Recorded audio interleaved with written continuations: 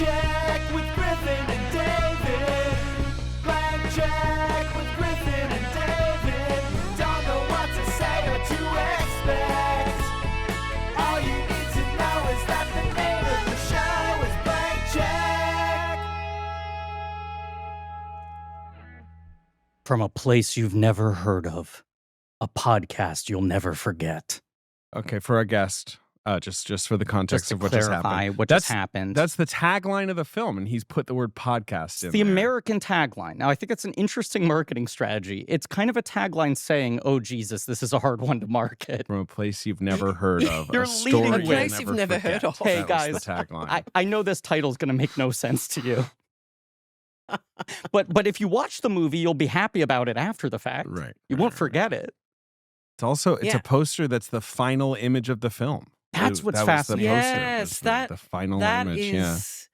that is really bold, I thought. It is, But it's yeah. out of context, so I guess you don't know. Yeah. That's what's so Yeah. interesting about it is it's not obfuscating the ending at all, but it is out No. of context in a way where you don't read into it.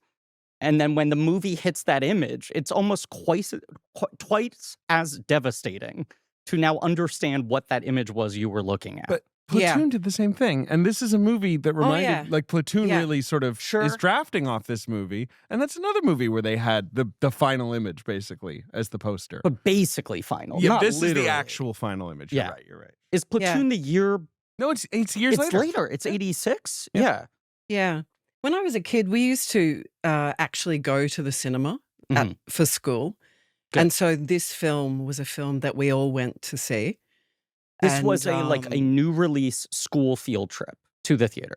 Yes, exactly. And I watching it again last night, which is 45 years later, Mhm. I could not believe that some images were emblazoned in Yeah. my soul. And Right. one of them was that final image.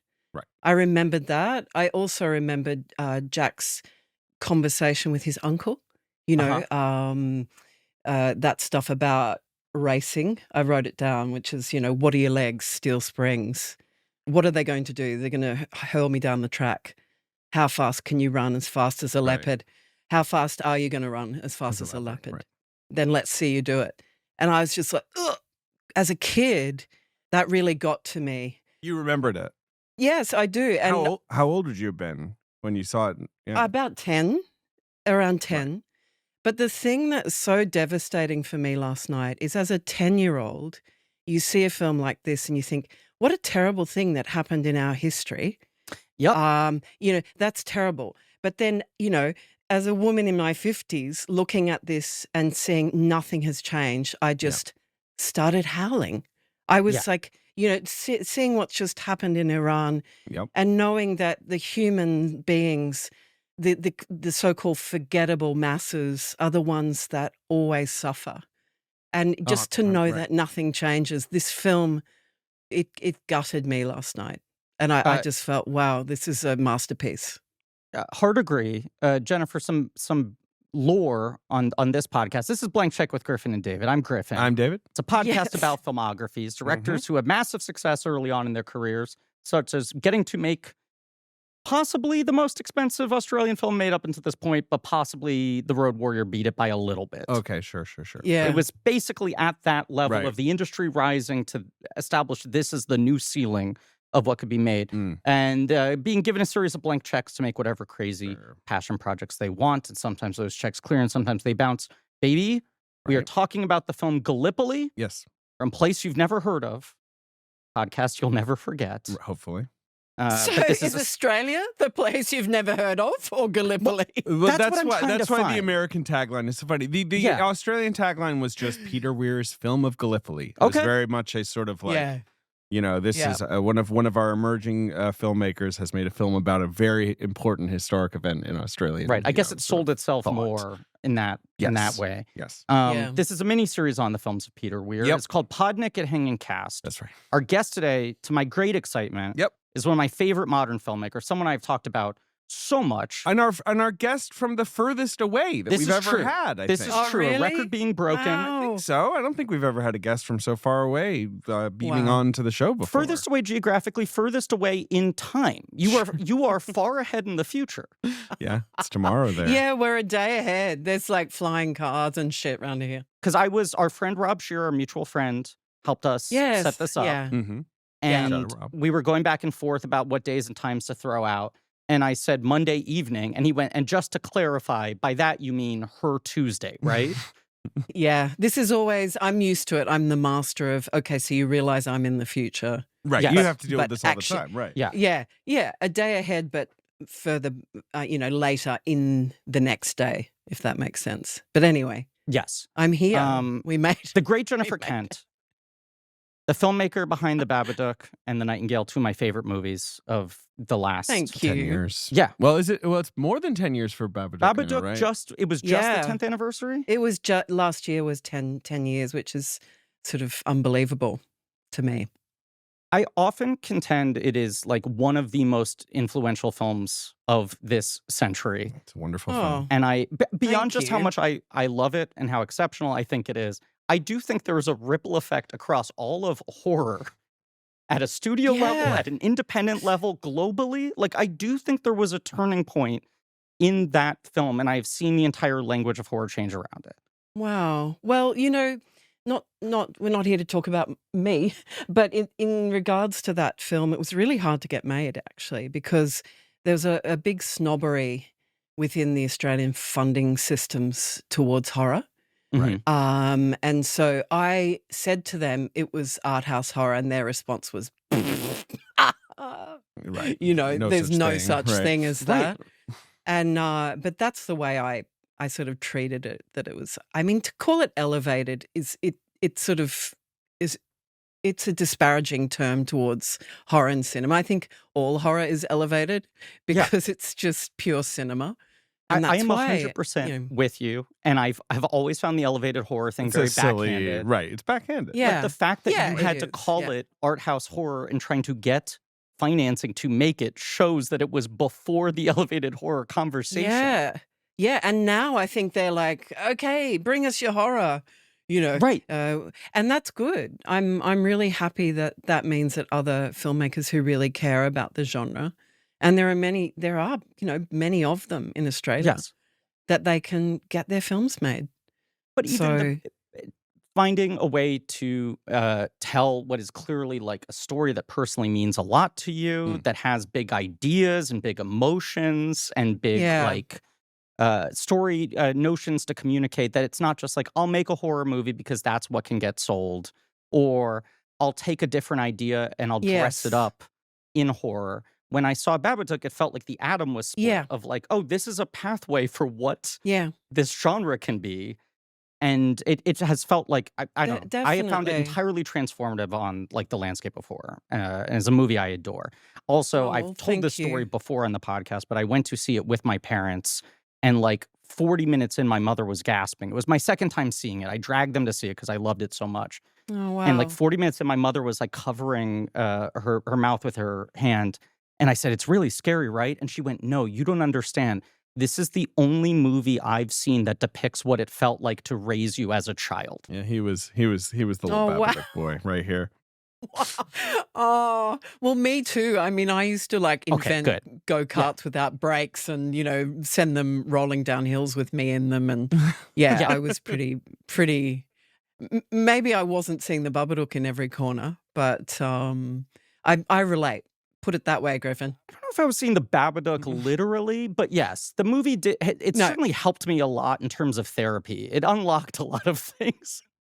Yeah, I mean, I had one guy who wrote to me and said that he lost his dad very young, and his mum raised 3 boys, and he said he's an editor, and he was just watching it late at night, like put it on, half watching it, and he said that he was just sort of drawn in, and by the end he said, "Thank you, this was more valuable to me than 20 years of therapy." And as a filmmaker, I mean, that when you get that kind of, I mean, that's why I do it. I've really To save turned down people a therapy lot bills. to make films that, yeah, exactly. and get a cut somehow sent back to me. But no, it means a lot to really reach people, and you never know who you're going to reach. I mean, does Peter Weir know that, someone's watching his film 45 years later and just ugly crying about, the messages of the film Yeah. and the futilities of war? It's like incredible to me. What is your relationship to Weir generally? Like, have you seen most of his filmography? What did you? I guess you grew up with these movies, as you just said.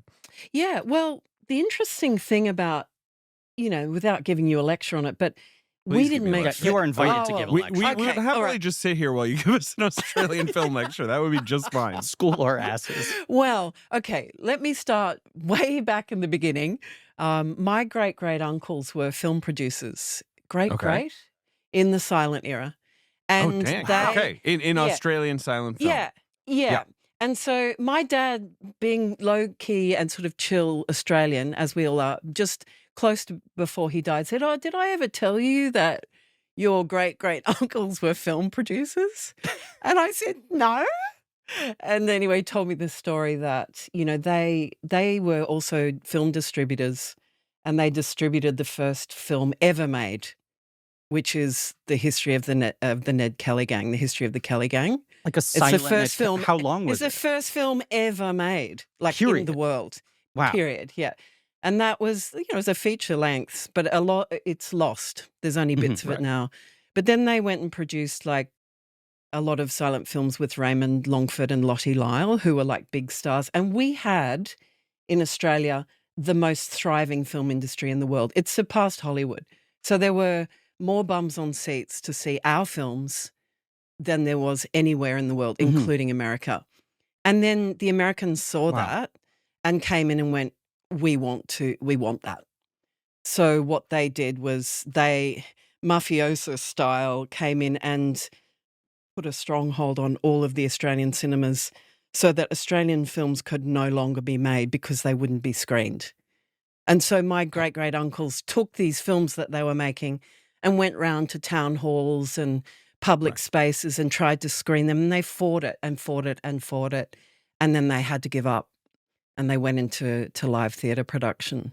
Right. And I feel like Australian cinema kind of atrophied, right? I mean, like, well, it's sort of, so that was in the 30s, Yeah. and then for almost 40 years we didn't make any films, Right. which is insane. Right. When you're reading about Peter Weir sort of coming up in the 70s, it's like there's really not much of an industry. There's a television industry, which is how he's getting started or whatever, but there's not much of a film industry. But No, also people in these interviews we keep reading and quotes from him at the time, talking about what the Australian New Wave represented, even though we've lacked this context, it's been very clear. They're not just saying like, oh, and then a new movement or a new style came in. The New Wave was starting up the machinery again for the first time in decades. That's right. And then so it puts it into context, right? Because if you look at, okay, in 1969 we had Zero again. I mean, there was one filmmaker, Charles Chevelle, who made like Jeddah, which is a very odd kind of intentionally good but quite racist film.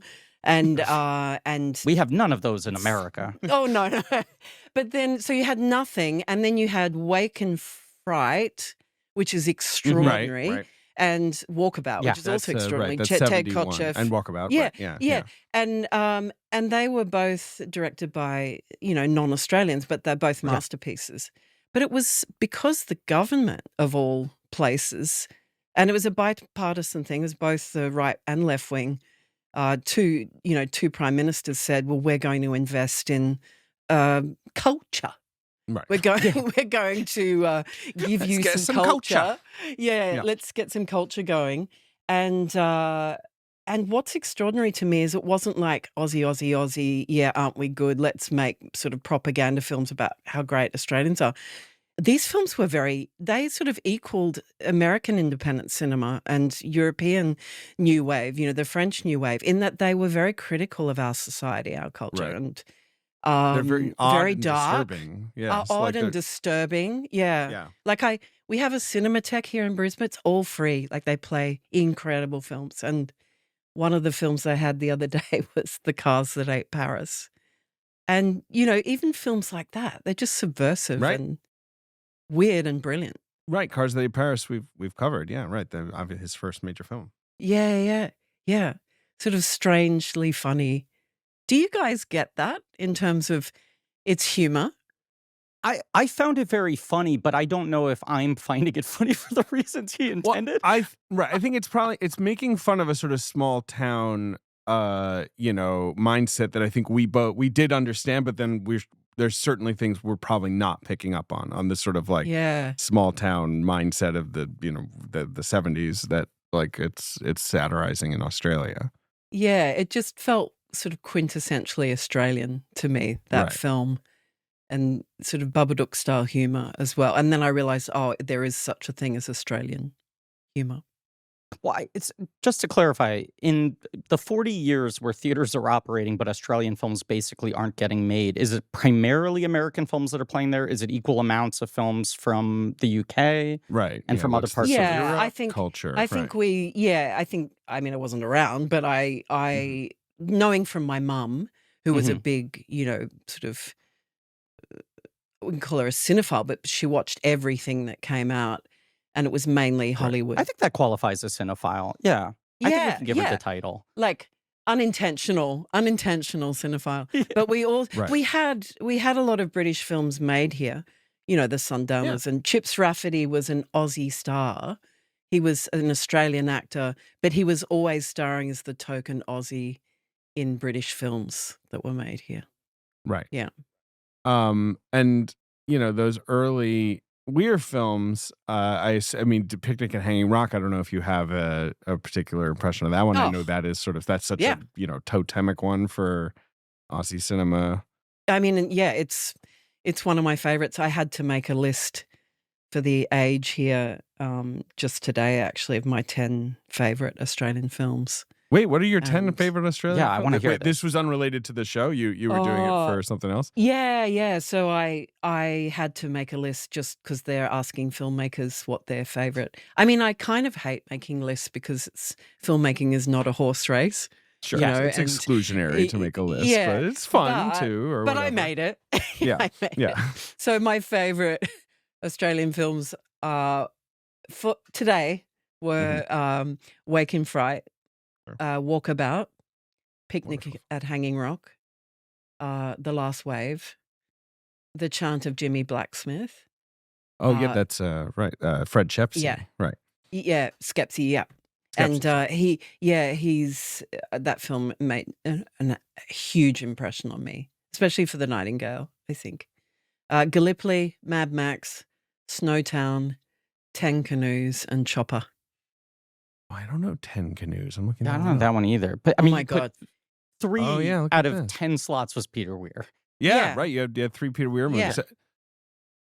He's The Last Wave was a film we covered where I think we felt very out of our depth in terms of the sort of like the cultural stuff he's wrestling with there. I loved it. It's a very dearly, interesting movie. Yes, but you're just kind of aware that there's a bunch of stuff underneath the surface that we don't have the ability to pick up on. But it was fantastic.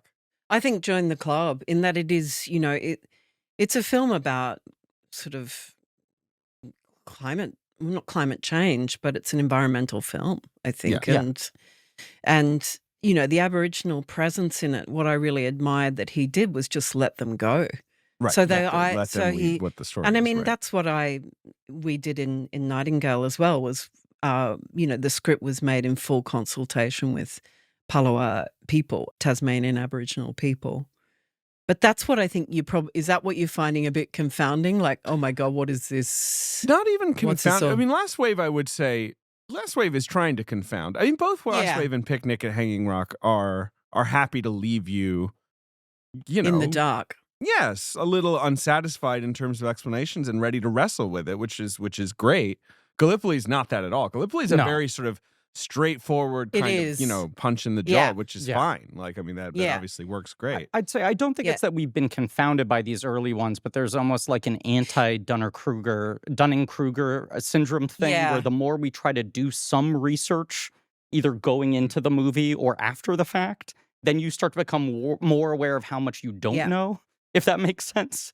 We're like, let's try to get like a slight bit of cultural context on this. I think that's why I do probably favour his earlier films that were made in Australia. And it's not because they were made in Australia, but there's a tone to them that's very unconventional. Yes. And it's really purely from him. And you really feel that. I mean, in The Last Wave, I love that section where the older Aboriginal character is just saying to Richard Chamberlain's character, "Who are you? Who are you? Yeah. Who are you?" He keeps saying it over and over. And the first time I watched it, I thought, "Oh my God, who am I?" I was watching it thinking, worked. Who the hell am I? It worked. Walked to the kitchen, got a cup of tea, and thought, "Who am I?" But it's very Aboriginal. It's very authentic in that way. And yeah, my memory of Gallipoli, having not seen it again last night, was that it's a very conventional film that I enjoyed as a kid. Right. That was my. Mhm. So it was, it is very conventional, but I would argue that now. It's like the antithesis of Saving Private Ryan, Yes. which starts off so gritty and confronting and horrific, and then kind of goes into a much more romantic, everything's going to be all right. We're going to save this one dude who, but this film, Gallipoli, is we're mates. Everything is going to be okay. Everything's going to be all right. And then nothing is all right. And if you look at the structure of the film, it's like an hour and 46 minutes. Mhm. And I just clocked at this time, that the first hour and 15 minutes, you don't even sort of realize there's a war. I mean, there's a war because they tell you there's a war. And even when they're in Cairo, they're having fun and it's about their relationship. But it's in that last 25 minutes, right? 30 minutes, and then it gets serious all of a sudden, and then in the last 20 minutes you're like, oh my God, this is a horror. Ridiculous. I mean, and it's horrifying. And because Gallipoli is such a pivotal, I learned about that in school and like just the battle. You did? David grew up in London. I grew up in England, Okay. so World War I, we're all we were taught all this stuff. Like I think I thought of this movie as like a sort of definitive accounting of like what happened at Gallipoli and what went wrong and what about the big battle. And then that's what I love about the movie is that it's not that at all. It's like they're like, No. you don't need to understand like what happened here, except that it was lunacy, except that they were just throwing people, over trenches. The point just is that being it was like, meaningless. Run that way. Right. Yes, exactly. Yeah, and everyone was dispensable. No one was going to survive that. I mean, it was an absolute failure in terms of, if you look, I mean, I'm no army historian, but most Australians can tell you that was a failure. And, 130,000 plus lives were lost on both sides, and they didn't achieve anything out of it. Nothing And that it was happened. a failure before they sent all these boys to die. Like it was already a conclusive failure. And then there was this completely unnecessary mass sacrifice pushed on top of it. To establish some lore within the history of our show, Jennifer, when you were saying watching this, you view this as a period piece and then go, I can't believe this kind of stuff is still happening today. You were comparing it back to your experience of watching this film for a first time as a 10-year-old. My relationship to war in movies is like perpetually frozen at the age of 10, where more so than any other type of film, war movies tend to just make my brain short circuit for that exact reason. I just become like a Pollyanna child where I go, I don't understand how this is real. Right. More so than any fantastical genre film. I just go like, I don't understand how this is still how things get settled. Sure. And I become so overwhelmed with anxiety that it's really hard for me to engage with them. And I would say the war films I do like tend to by and large be movies that are not actually war films, quote unquote, as a genre. They are films where war is a backdrop and there is some emotional story being told in front of the war. I did not know what to expect from this film, and I think I expected much like David. Right. This is more a conclusive kind of epic retelling of this important moment in Australian history. And starting it and immediately realizing 10 minutes in, oh, they find out the war is happening in the newspaper. There's just this kind of like, did you guys see there's some war happening? Right. And the fact that the movie is really and I love structured. the guy who's kind of out in the middle of nowhere and says, oh, is there a war going on? Yeah. And this movie is really structured more as like a boys' adventure film in the sense that it is like these guys going off to join the circus. And Right. the war is kind of And be friends. These guys are going yes. to go be friends together. but And the war everyone, yeah. is like obstructed. These boys are going off on a journey. Like they Yeah. could just as easily Yeah. be looking for like a hidden pirate ship. You know, it could be like a Goonies style adventure. Yeah.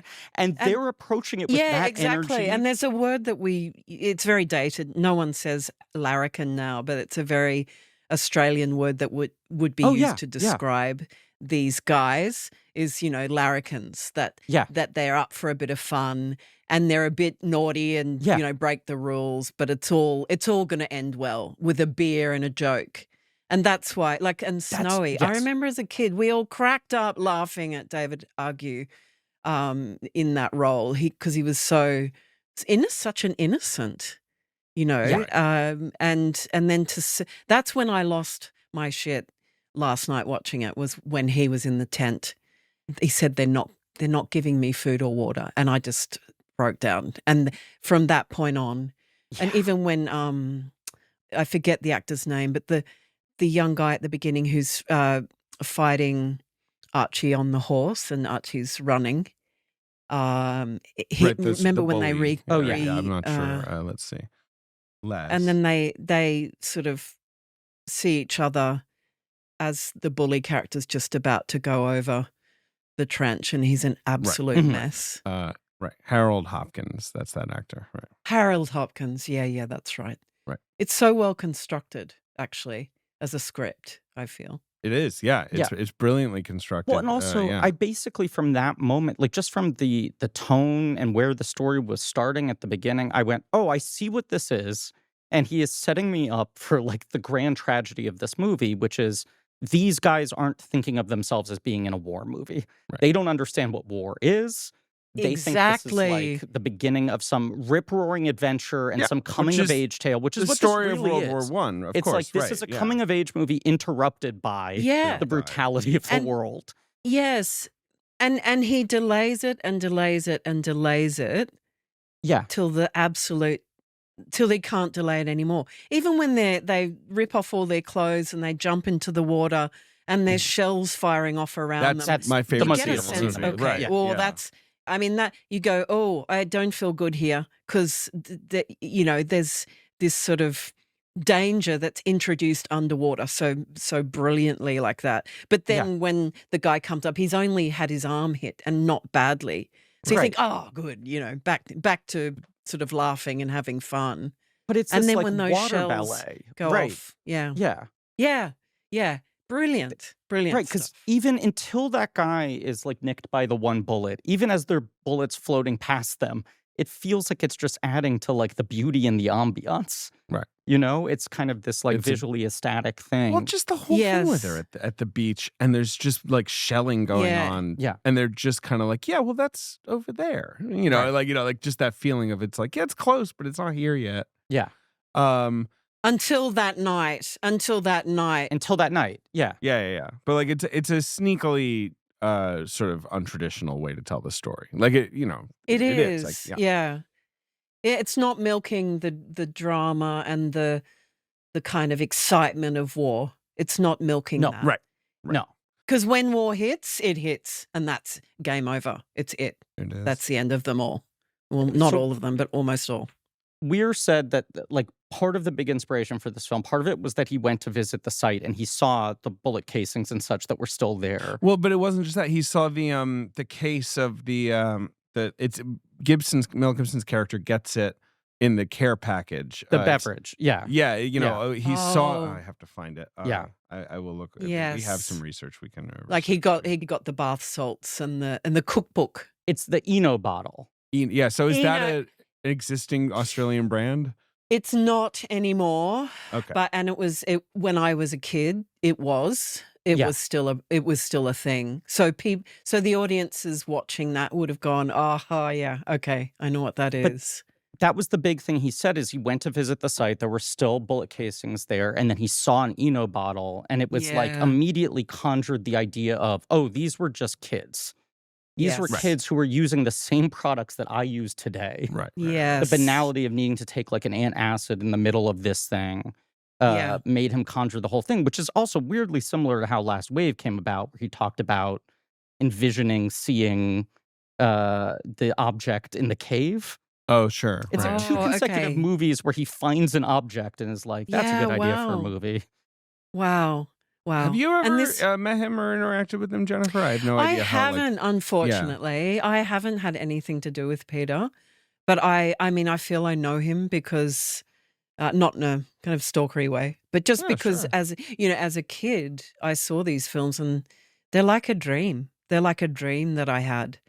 And they're so important to our psyche Mhm. as Australians, especially people in the arts and in film.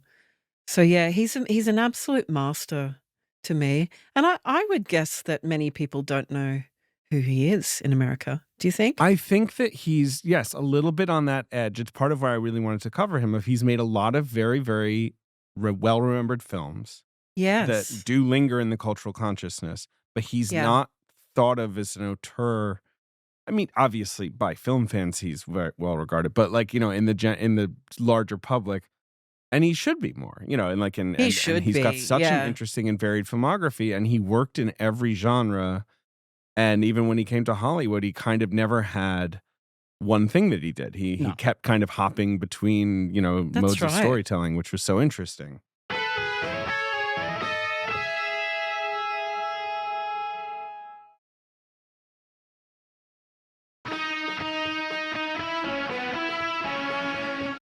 I think, Jennifer, when my experience in telling people that we're about to cover Weir, Yeah. it's usually who is that, Right. and then I can list a Yeah, couple right. films. I'll say Picnic at Hanging Rock, I'll say Witness, I'll say Truman Show, I'll say Master and Commander, and they'll go, "Oh, I didn't know one guy made all of those."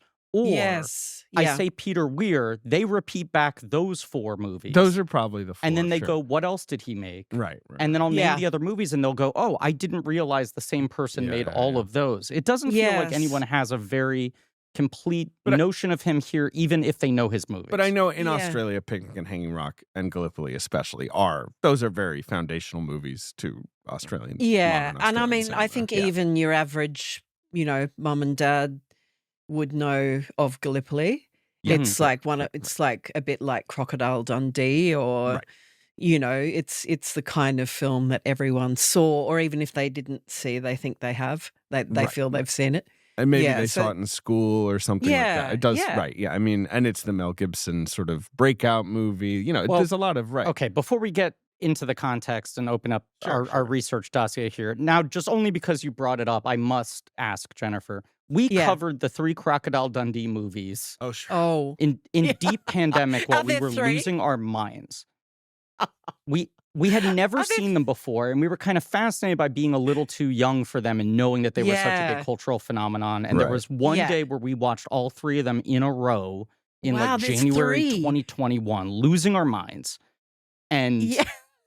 started kind of like skeptical, like what is this fad thing that was popular in the 80s? And then Yeah. like 20 minutes into the first Crocodile Dundee, we were like, this fucking rules. I love this guy. I'd watch 80 of these movies. The drop off on Oh 2 my and 3 God. I found pretty severe. Right. Yes. Yeah, right.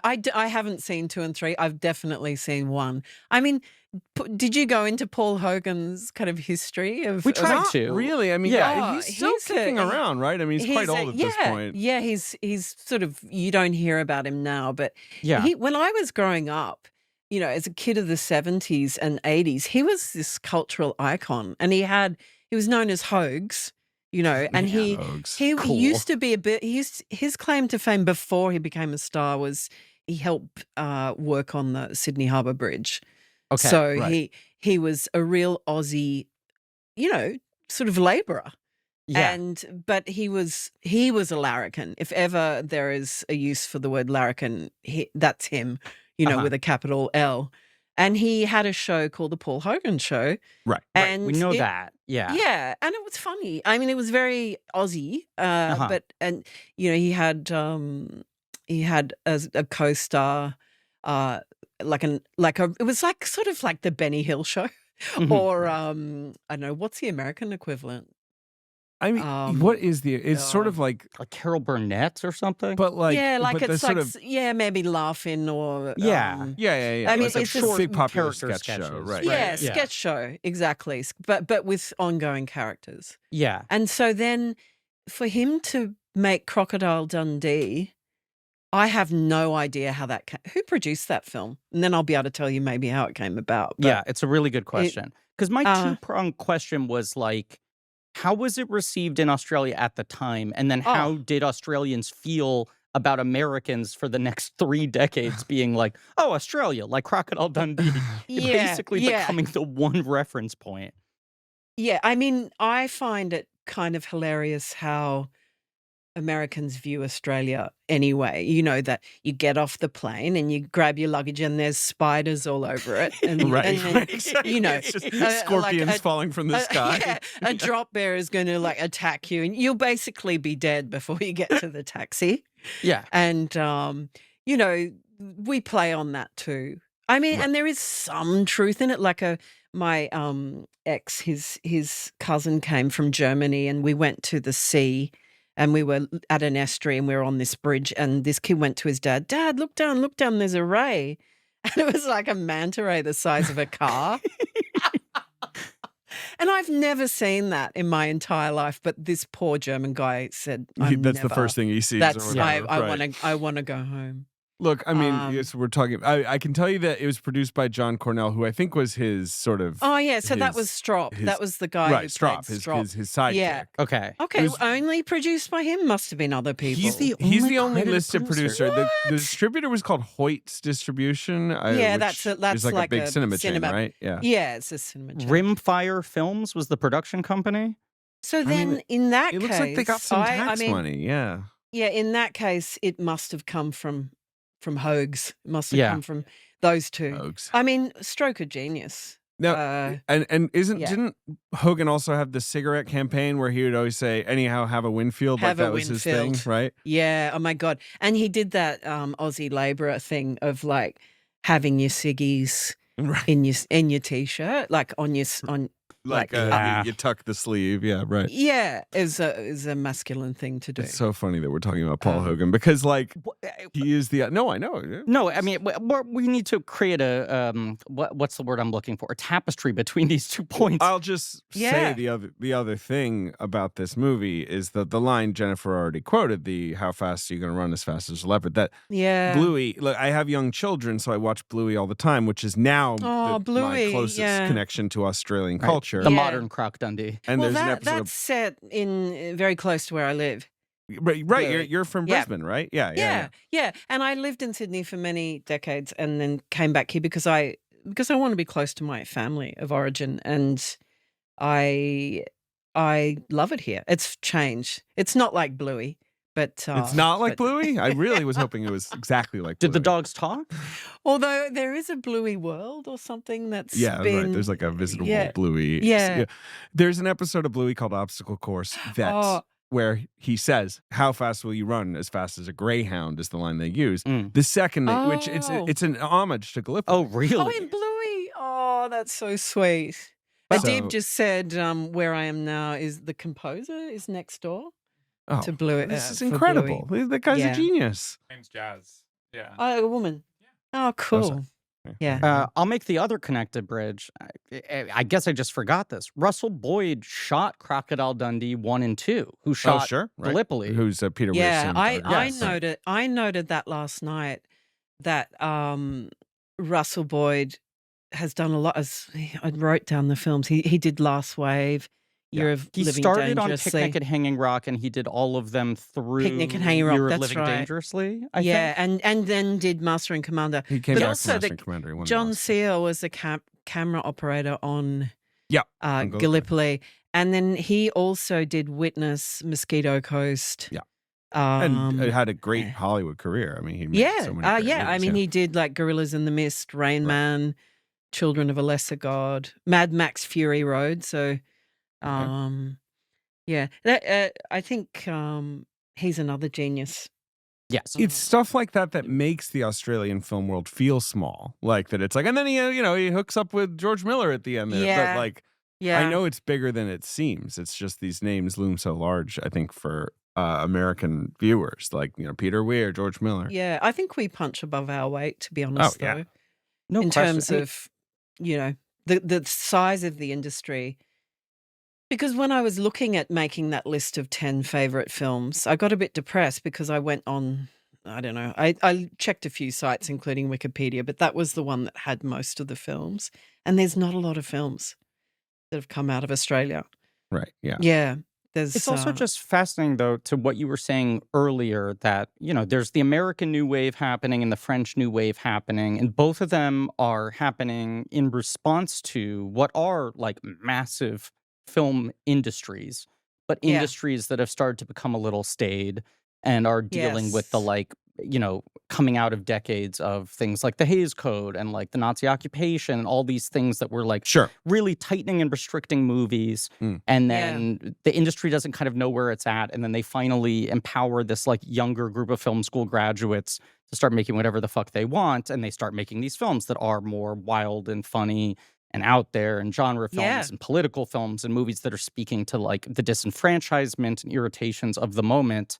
But that's Yeah. like films that are made in response to what those filmmakers were frustrated other films weren't tackling. Versus Yeah. the Australian New Wave, as you're saying, were films made in response to what was going on in the culture, but they weren't responding to a deficit of those films in conversation. They were responding to a deficit of movies, period. Right. Yes. So to they were basically responding go to a void. Yeah. To an absolute void.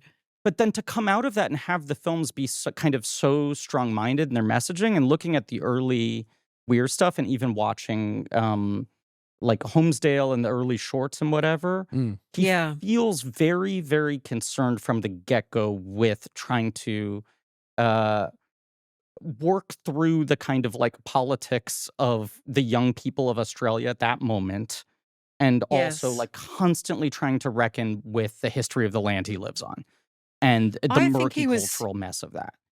Yeah, I think he was just really true to himself. That's the feeling I get just from his films, not from knowing him, but that he had a certain kind of spiritual core that he wasn't afraid to kind of face and embrace, and that's what I'm feeling when I watch, especially those earlier films. I'm seeing that. I mean, even did you cover The Plumber? Oh yeah. Yeah, we did. yeah, we big did. time. Did you? Are you a Yes. fan of The Plumber? We I just love did The that one. Plumber. Yeah. I love. Oh, you just did it. Yeah, Isn't not it that like? long ago. I mean, isn't it like when you get? I mean, when you get that, it's usually a guy, but when you get that person in your house and they start asking questions about your life, or I had one in the other day. Well, are you an artist? And I didn't he didn't know anything about me, and I said, oh, and then I started offering up information. I thought of The Plumber.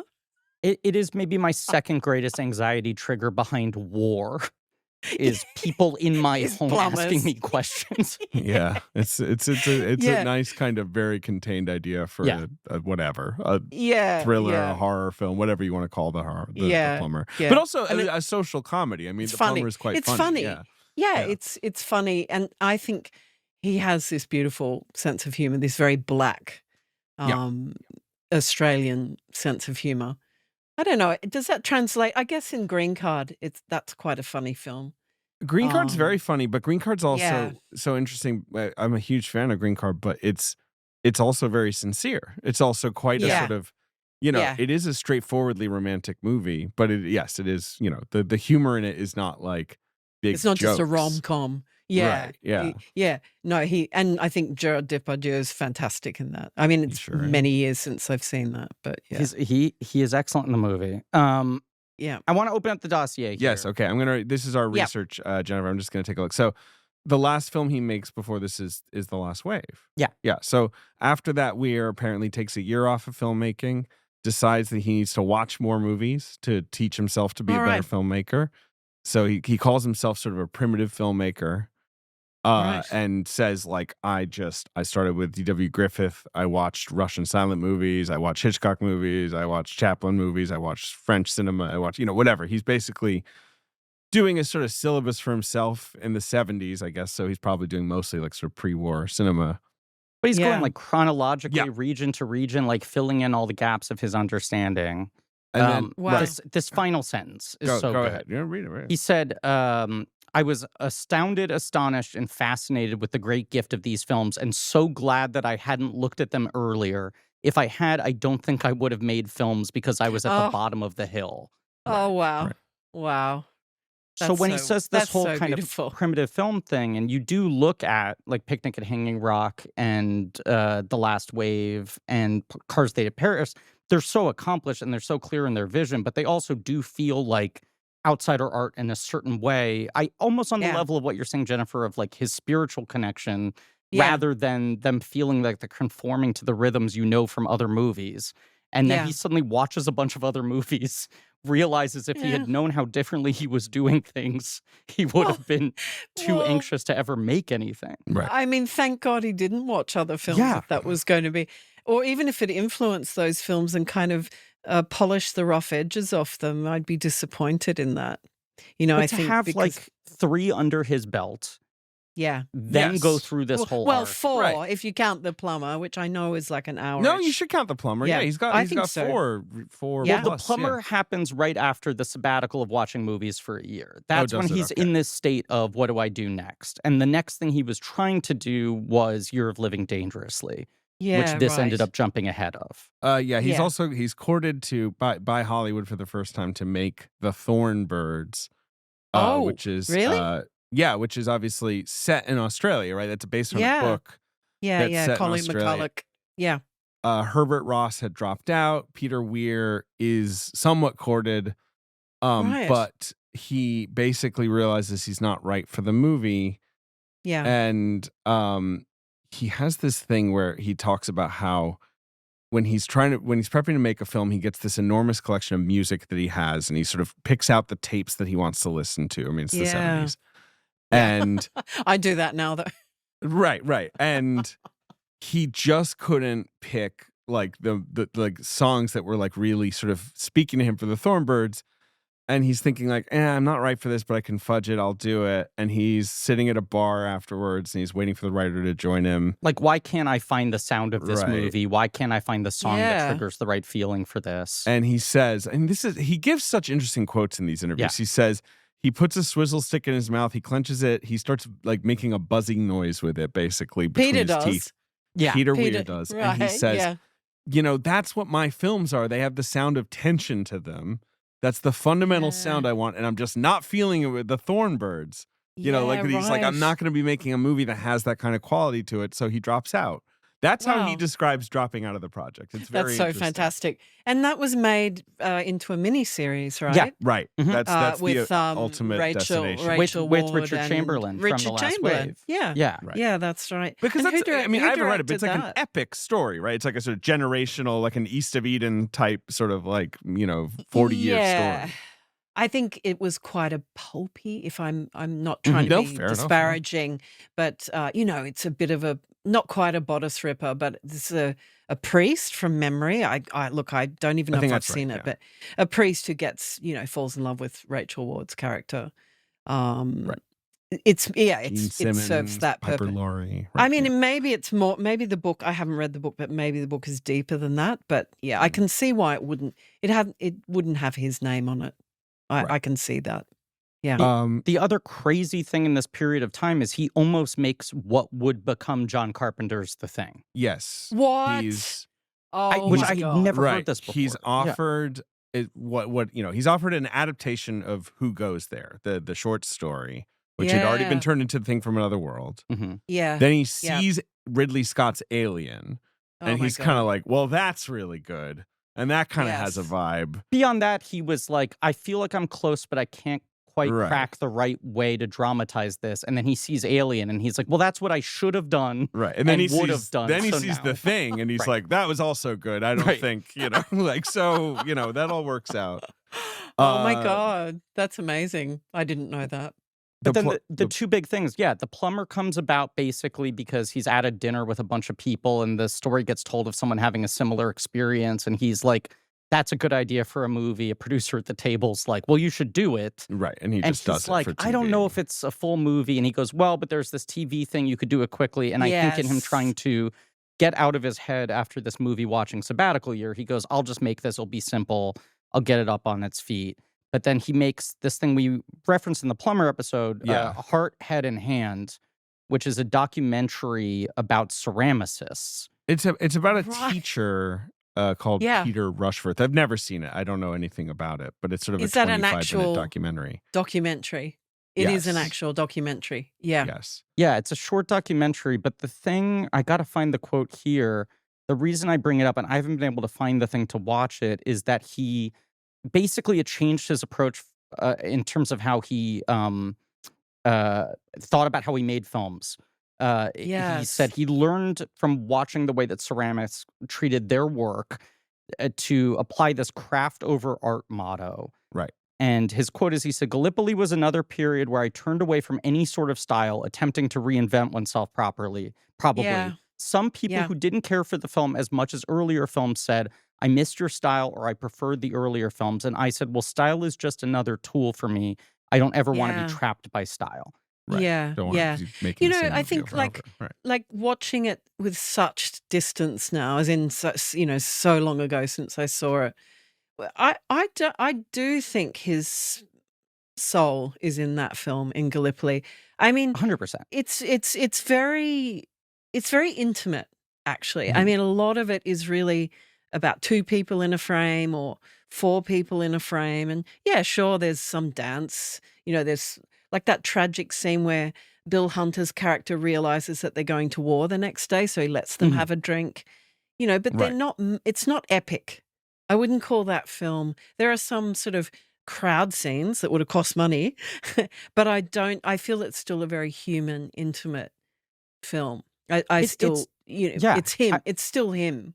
I think it's I an feel. anti-epic in a really interesting way because it does have the scale and the production It weight. has some scale. Yes, You know, for sure. Yeah, it has some the scale. locations and the big Yeah. sweeping vistas at times and all of that, but it's actually eluding all of the obvious story beats you expect Mhm. in a kind of Yes. epic tale set against the backdrop of a war.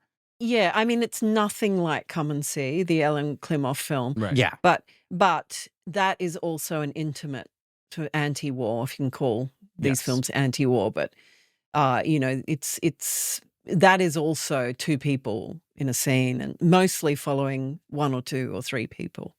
Mhm. Yeah, I mean, Come And and tha- and See, right, that's is why- also. I mean, Gallipoli is. It's a mundane thing in a way. Like all these Yes. boys were just told, like, go over the Come Yeah. and See. Right. It's about an atrocity. Like Right. it's like it's Oh, so yeah. intense hard to suffering. Yeah. watch. Yeah. And so very. I very, mean, very and good. that and like it's a surreal nightmare. That film. It's like it from the first frame. This boy is you're wondering what he's doing, and he's pulling a gun out of the sand. I mean, it's one of my favorite films. It's that very film. cool. I can see that it would be a film that had influenced some of the stuff you did. I mean, Yeah. I can. Yeah. Yeah. The I love the it. big animating idea that I just got really hung up on here in the dossier is he said, and it's sort of what got him starting about the idea of how to make a war movie, a thing he hadn't considered before, is he read an interview with Ingmar Bergman where he had said, you can do most anything on screen except kill somebody, and that's where you can't suspend disbelief. And Weir kind of took that as a challenge. Right. And Wow. he said, that wasn't a bad observation, but you can achieve everything with the suspension of disbelief, which is a Samuel Taylor Coleridge phrase. In war films, you see all kinds of injuries, like arms and heads blown off, and people dying, the horror of war. But I thought, what if you didn't see much of that? What if you just killed one person whom you've gotten to know and like?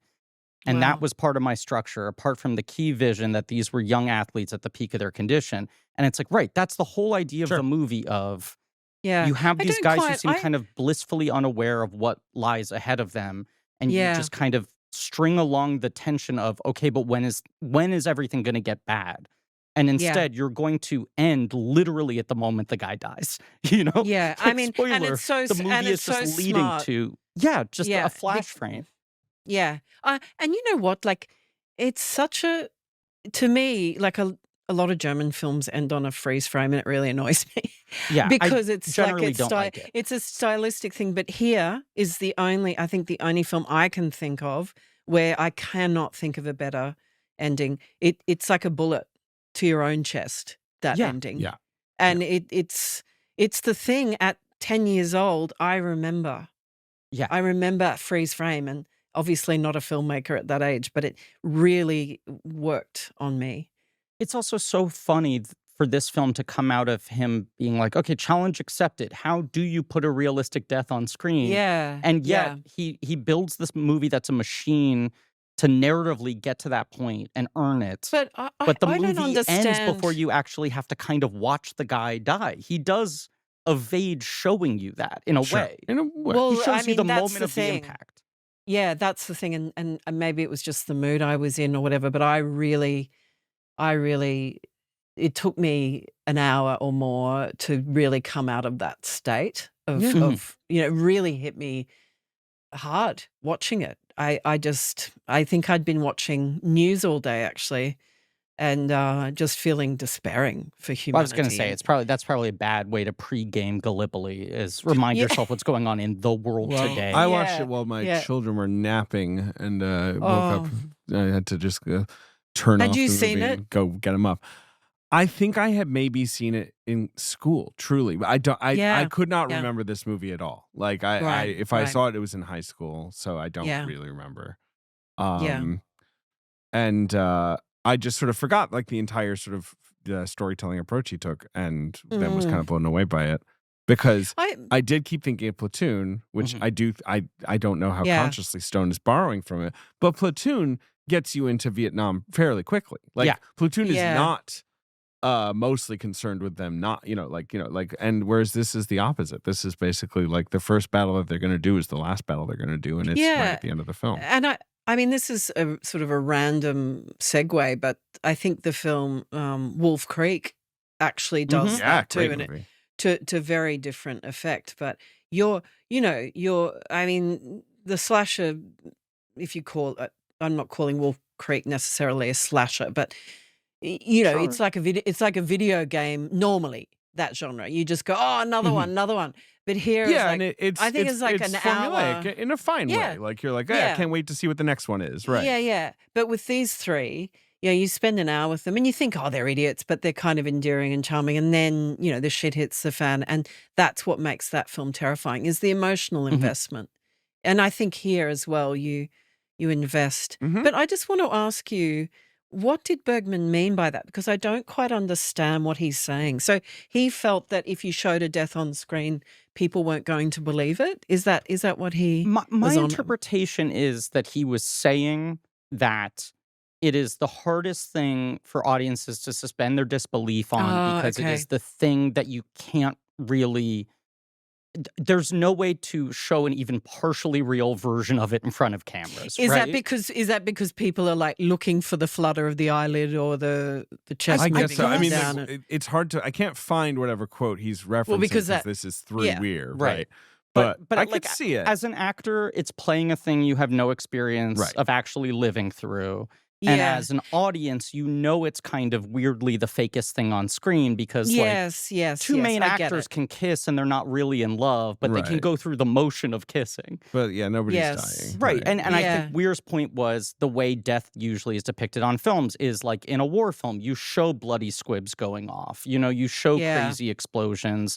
And you don't get the intimacy of death, but you get the kind of like the viscera of death, and to try to do the exact opposite. That is really interesting, because when I look at this film, everyone dies, but no one is shown dying. Yeah. So Gibson survives, but that's it. Yeah, I mean, gives. So but the people who die off screen, or it's like they die off screen, or they fall down. Like Snowy. We know he's on the way out, and that's but Mel Gibson's character, Jack. Is it Jack? Yeah. Jack. No, Frank. Jack sorry. is Bill Kerr. Yeah. Oh yeah. Frank leaves before it happens, of course, and the other Barney. It's like Barney's dead. He just he's, and that's devastating to hear that news, because that's how people did hear it. Right. Right. rather than getting a big platoon style fall to your knees Right, death. like Yes. with Barbara Yeah. playing. Yeah, exactly. Yeah. You just get a Like telegram.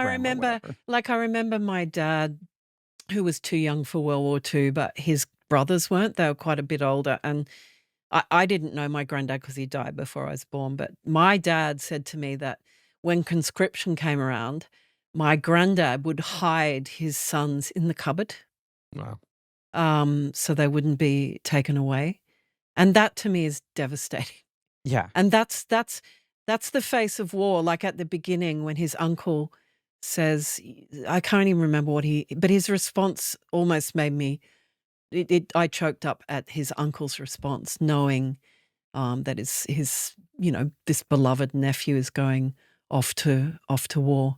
And the thing Also, the setup of the movie is that like this kid has a kind of future ahead of him that's clear. he does. Yes. He He has does, such an yes. extraordinary ability. Well, and this probably isn't maybe meaningful for audiences outside of Australia, but I think the unsung hero in this movie is Mark Lee, like the actor. Mhm. I think his performance is so beautiful and innocent, and there's something so real about it. And he didn't go on to be Mel Gibson. Right. He's an Australian actor who He's an stayed in Australian Australia, actor. basically. Yeah, Right. and I mean, look, he was on this show called The Restless Years while he was doing this, and then he went back to that, and that's kind of like Young and the like what are your shows? Like a that soap were- opera, right? Yeah. Yeah, like a long running, Right. Days of Our Lives kind of soap opera. And so but I also think his goal wasn't to conquer the world as Right.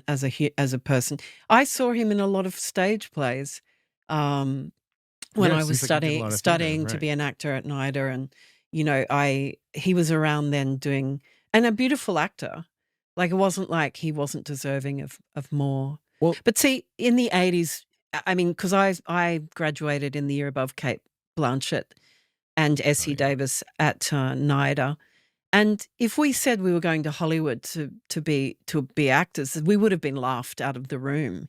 It was really only after that That starts happening. when You sort of Kate, exodus to Hollywood. when Kate and Nicole and Russell Crowe and all these people. Right, yeah. But it was, but at this stage when Gallipoli was made, 81, Mhm. actors weren't doing that. And I think if Mel Gibson didn't have that dual citizenship, he probably would not have either, or Right, he- would have been much more difficult if he wasn't actually born in America. He's such a fascinating case, but I even think beyond that, there just was this energy around him of everyone going like, "Holy shit, we have discovered a new element. We need to figure out how to like build Mel Gibson. industries around this." Yeah. Mel Gibson, yeah. I I mean, mean- he was a force of nature. It was kind of, Mad Max. I mean, he's so wonderful in the original Mad Max. I mean, He's you incredible talking, in it, Jennifer, yeah. about like this small group of filmmakers punching above their weight class. It is crazy, not just like we've already kind of established this thing where seeing the Cars That Ate Paris is the thing that inspires George Miller to make Mad Max. Right. Peter Weir right. seeing Oh, I Mad didn't know Max that. I didn't know inspires that. him to go, fuck, I should make something Well- for Mel Gibson. Well, let me tell you. Yeah. this, Yes, because right. it really interests me because he meets with Mel Gibson, I think, for Last Wave or Mhm. an earlier film. And when he meets him, he says, like, look, I don't think I'm going to cast you in this. I don't think you make sense for it. You're not old enough, but I really wanted to meet you. And then so he brings him back for Gallipoli and he says, look, I've cast Mark Lee, who's this like angelic Australian boy. Like, and that's Yeah. who he's playing. And I Yeah. need someone who feels modern and you feel modern. Like, because I need someone who's going to resonate with like contemporary viewers, in Yeah, 81, right.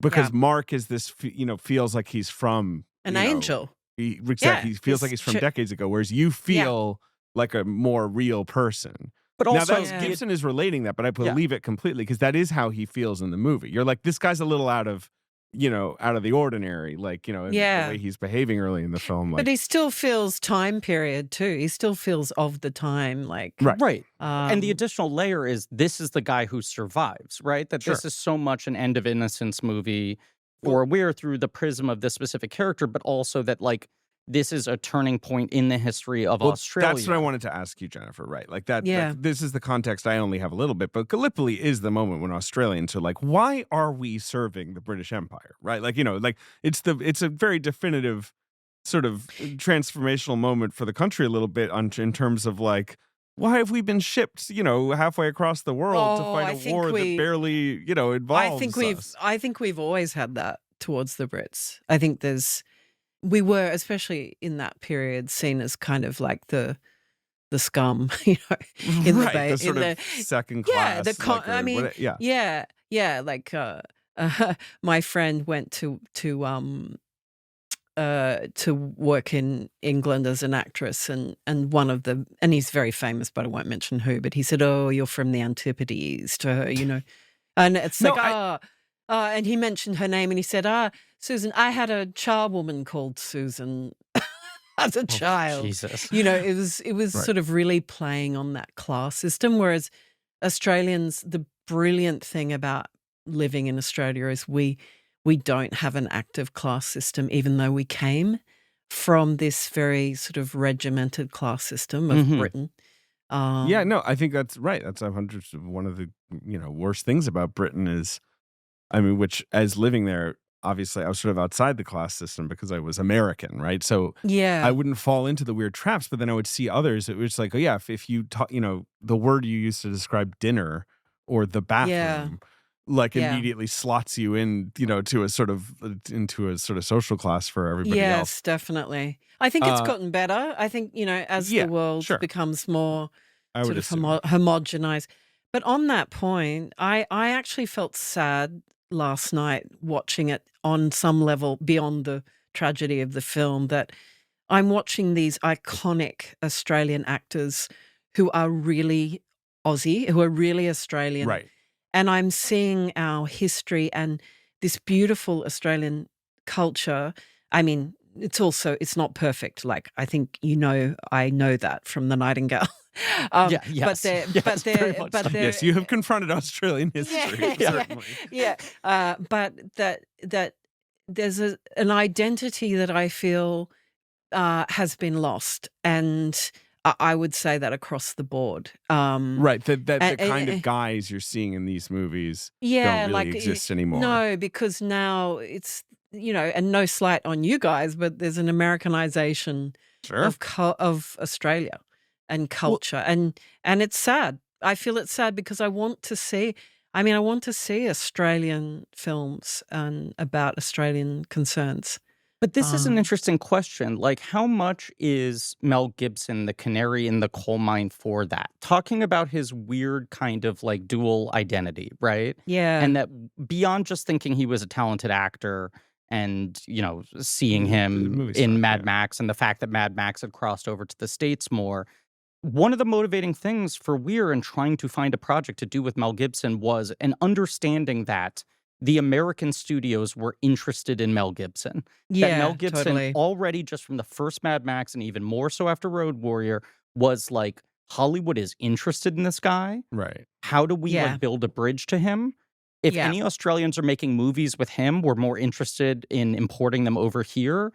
And if anyone can help us figure out how to translate him into a Hollywood star, that's infinitely valuable to us. Yeah. And it is this weird thing about him where he's like one foot in both worlds. Yeah. Yes. And I think he very quickly became, and this is like absolutely no judgment because he was born in America, but he became American. I mean, there would be audience out there who don't even know he's Australian. I remember finding that out he for the had first any time. time in Australia. Because he, you know, and his as a he child barely had an and accent, right? It And then he was confused in me. movies like The Patriot. I mean, he was playing. He went full America. Like he made all these sort of war movies, and like he really leaned into it. But then it also means that a lot of the other like Australian exports who crossed over into Hollywood were guys where it was like, well, how good's your American accent? Sure. Yes. The fact that they like let Heath Ledger be Australian in 10 Things I Hate About You is unusual. Because very often it was, we like your kind of rugged masculinity, but can we add a little bit of like American oorah on top of that? And then we'll let you through the doors. Yeah. I mean, Mel was, he was a pioneer in opening up the the talent pool of amazing actors that come out of Right. this country, you Yeah. know, and it's just been an avalanche of them ever since, I feel. Compared has, to our no, of course, yeah. population size, there's so many beautiful actors here. So the other Um, thing I don't know much about, Jennifer, is that like this is Western Australia, right? Like the start of the where he's Yeah. from, yeah, which I feel like is a unique part of the country in and of Totally. itself, right? Like because it's so Yeah. massive and it's kind of hugely underpopulated. It's mostly desert. I don't like. Does this capture the culture of that part of the country very like deeply? Well, I think it's very true to the fact, like Perth is the most isolated city in the world. It's the Right. furthest away from any other major city. I think it very beautifully demonstrated that you know, that great scene where we were mentioning before of the guy saying, "Oh, is there war going on?" I Right. can imagine that. I Yeah, can imagine Especially that. back then. Right. Yeah. So I think that's very true. Just to Yeah. give a little more research, right? So Weir does. We mentioned him. He goes to Turkey. He visits the beaches. He's very stirred by it. He brings in David Williamson, who Yes, yeah. who is a sort of a playwright. First and foremost, who he talked to about Picnic at Hanging Rock, where they hadn't actually worked on it. Mhm. Yeah. And first they're like, okay, do we do a sort of full accounting of Gallipoli, like enlistment, the evacuation of Gallipoli, the whole, do we try to do a sort of big thing? And then they just sort of narrow it down to make up a story about two men. Like it's not a true Yeah. story, right? Right, Like right. or anything like that. They're like, let's just make this much more oblique. What's also Yeah. allegorical, like this Yeah. whole notion for Yeah. him of this was a loss of innocence moment for the Australian identity. Have Yeah. character who represents that innocence down to the point that he will die in the name of a meaningless cause. Right. That he will go out and walk straight into his death to Like, represent an ideal. Gallipoli, Winston Churchill was very involved in Gallipoli. Yeah. Like there were early drafts that had Winston Churchill as a Sure, character. sure. Like they had a Wow, completely, wide aspect, Yeah. but Which then it can be a bit boring, right? yeah, it would be incredibly boring. I boring. mean, Yeah. it would be an encyclopedia article. That's like, the kind Yeah. of movie that Yeah. immediately turns me off. right. Yes, I me like too. it. You like it, but yes. I mean, But I it's know it's not interesting great for them. historically, but when you take something down to the super personal, and Yes. it becomes epic. Actually, emotionally, there's Right. room for it to be that. Whereas if you've got all these scenes with like masses of, I mean, there are battle scenes there, but it's not focused on that. It's actually No. very intimately shot.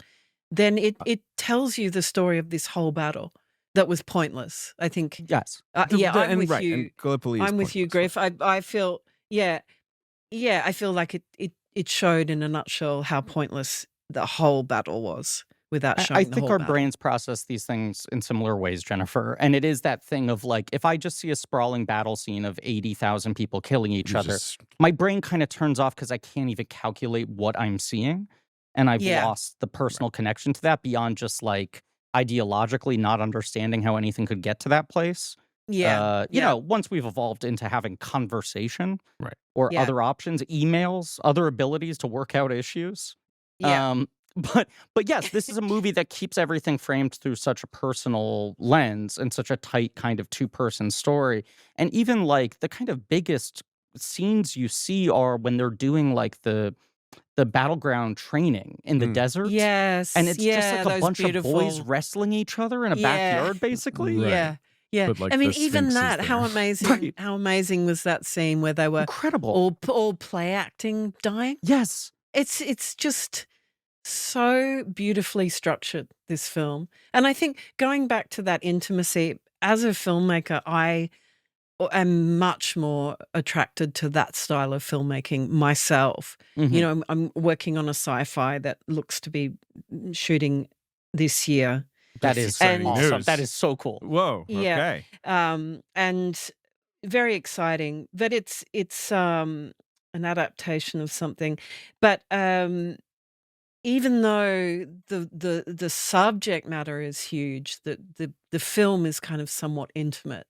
And Yeah. I personally, I mean, big films can be amazing. And I mean, I watched Ben-Hur recently. Oh my God. Yeah. Well, It's- Ben-Hur it's- you can't believe that they made it. Like You can't believe, but it's I don't also understand brilliant. how this was made.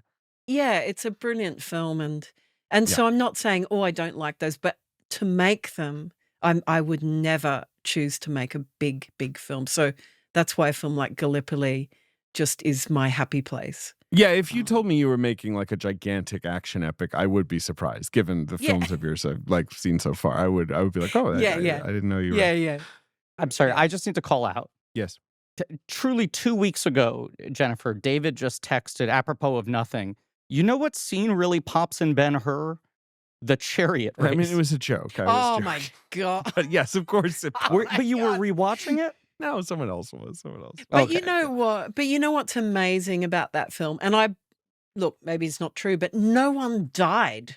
I think no one died. That's insane. Maybe a horse. I mean, I'm not sure. No horses. No Okay. horses. No horses. Unless they're telling us fibs. They might be telling fibs. Who knows? But you know, unlike other productions of the period, no animal or human died on that. That's crazy. And watching it, it's so dangerous, right? When you're watching it, you're thinking, this is someone's instantly, like they're going to crash any second. And, you know, for real. Yeah. It's sort of like Mad Max as well. I mean, like that's the magic of the Mad Max movies. Oh, yeah.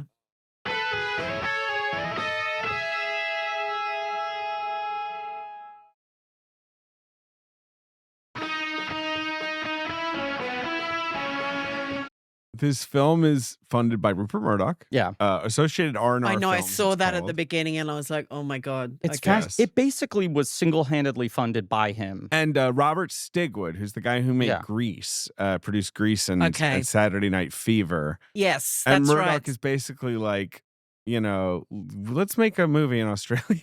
I mean, I don't know how else to describe They it. formed this company. This ends up being the only film they ever make. But to your point, Jennifer, they basically were like, it seems like something's going on in Australia. And they hire like an American film executive and they're like, go there and like give us a rundown on the scene. And he's like, I've seen every Australian movie over the last 2 months. And there are like 12 extraordinary filmmakers here. Right. There's so let's find absolutely a something. scene that's worth putting money into. And they were very committed to that as a long-term project. And then this ends up being a one and done. Right. So, but Peter Weir formed the idea first and then approached. Yes. Yeah, he's been trying to These make overlords. it for a while. I think like he spent a lot of 1979 trying to get it made. Some investors withdrew. He starts working on other stuff and then they come in and they fund it. It cost 3 million Australian dollars, which was the most, the highest budget an Australian movie had ever gotten at that point. Yeah, but obviously that's not huge. incredibly high budget. No. And what's that? Probably about 25 now or something. 20? Right. I mean, it's not insane. It's not, well below no. obviously what American films cost at the time.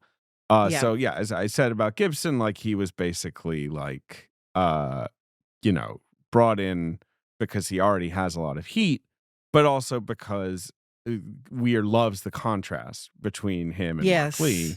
Perfect casting.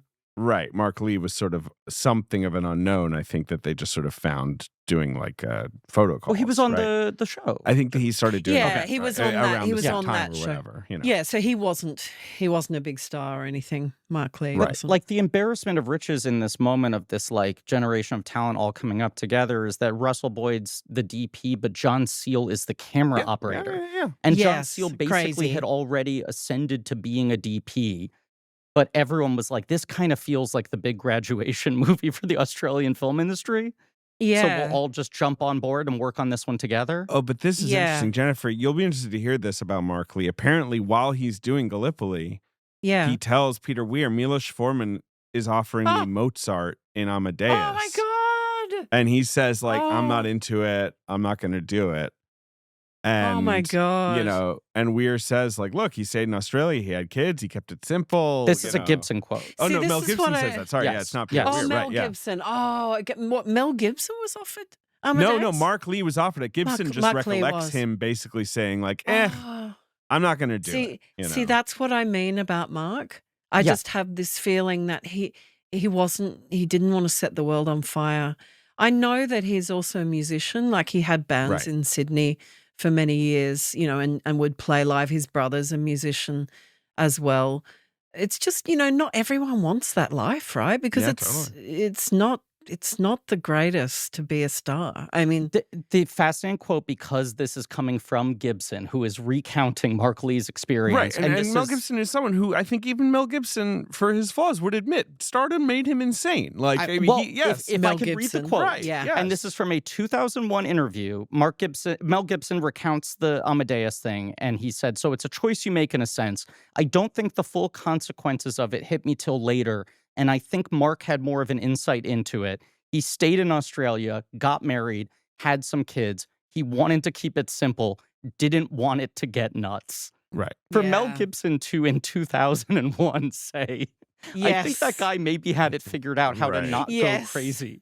Oh my Yeah. God. And what was Mel doing around that time? Was mean, he that's- directing Like, by kind of his that peak. stage? It's when he's still a huge Yeah. star, but it's the Yeah. wheels are coming off pretty soon But after. that's like it's like Signs and The Patriot. Yeah, and, 2000 is Oh, okay. Patriot, Chicken Run, and Yeah, What he was- Women he Want the was like- same year. He was like top of the pile Yeah. in Yeah. Hollywood. He was the at that highest paid time. actor in Hollywood. And Yes. he's Yeah. like calling like, hey, I guess maybe that guy kind of had a good idea. Yeah, yeah. Yeah. But that's, I mean, in this movie, it's like this grand tragedy that this young man doesn't get to live. There is a similar Yes. thing, even though the outcomes are very different, of this guy kind of stayed true to his vision of his notion of what he wanted his career to be in Yeah. Australia and maintain some Yes. sense of like sanity. That's what I and that's what I privacy. mean. Yeah, that's Right. what I was talking about before, of the resonance of this actor who kind of effectively disappeared.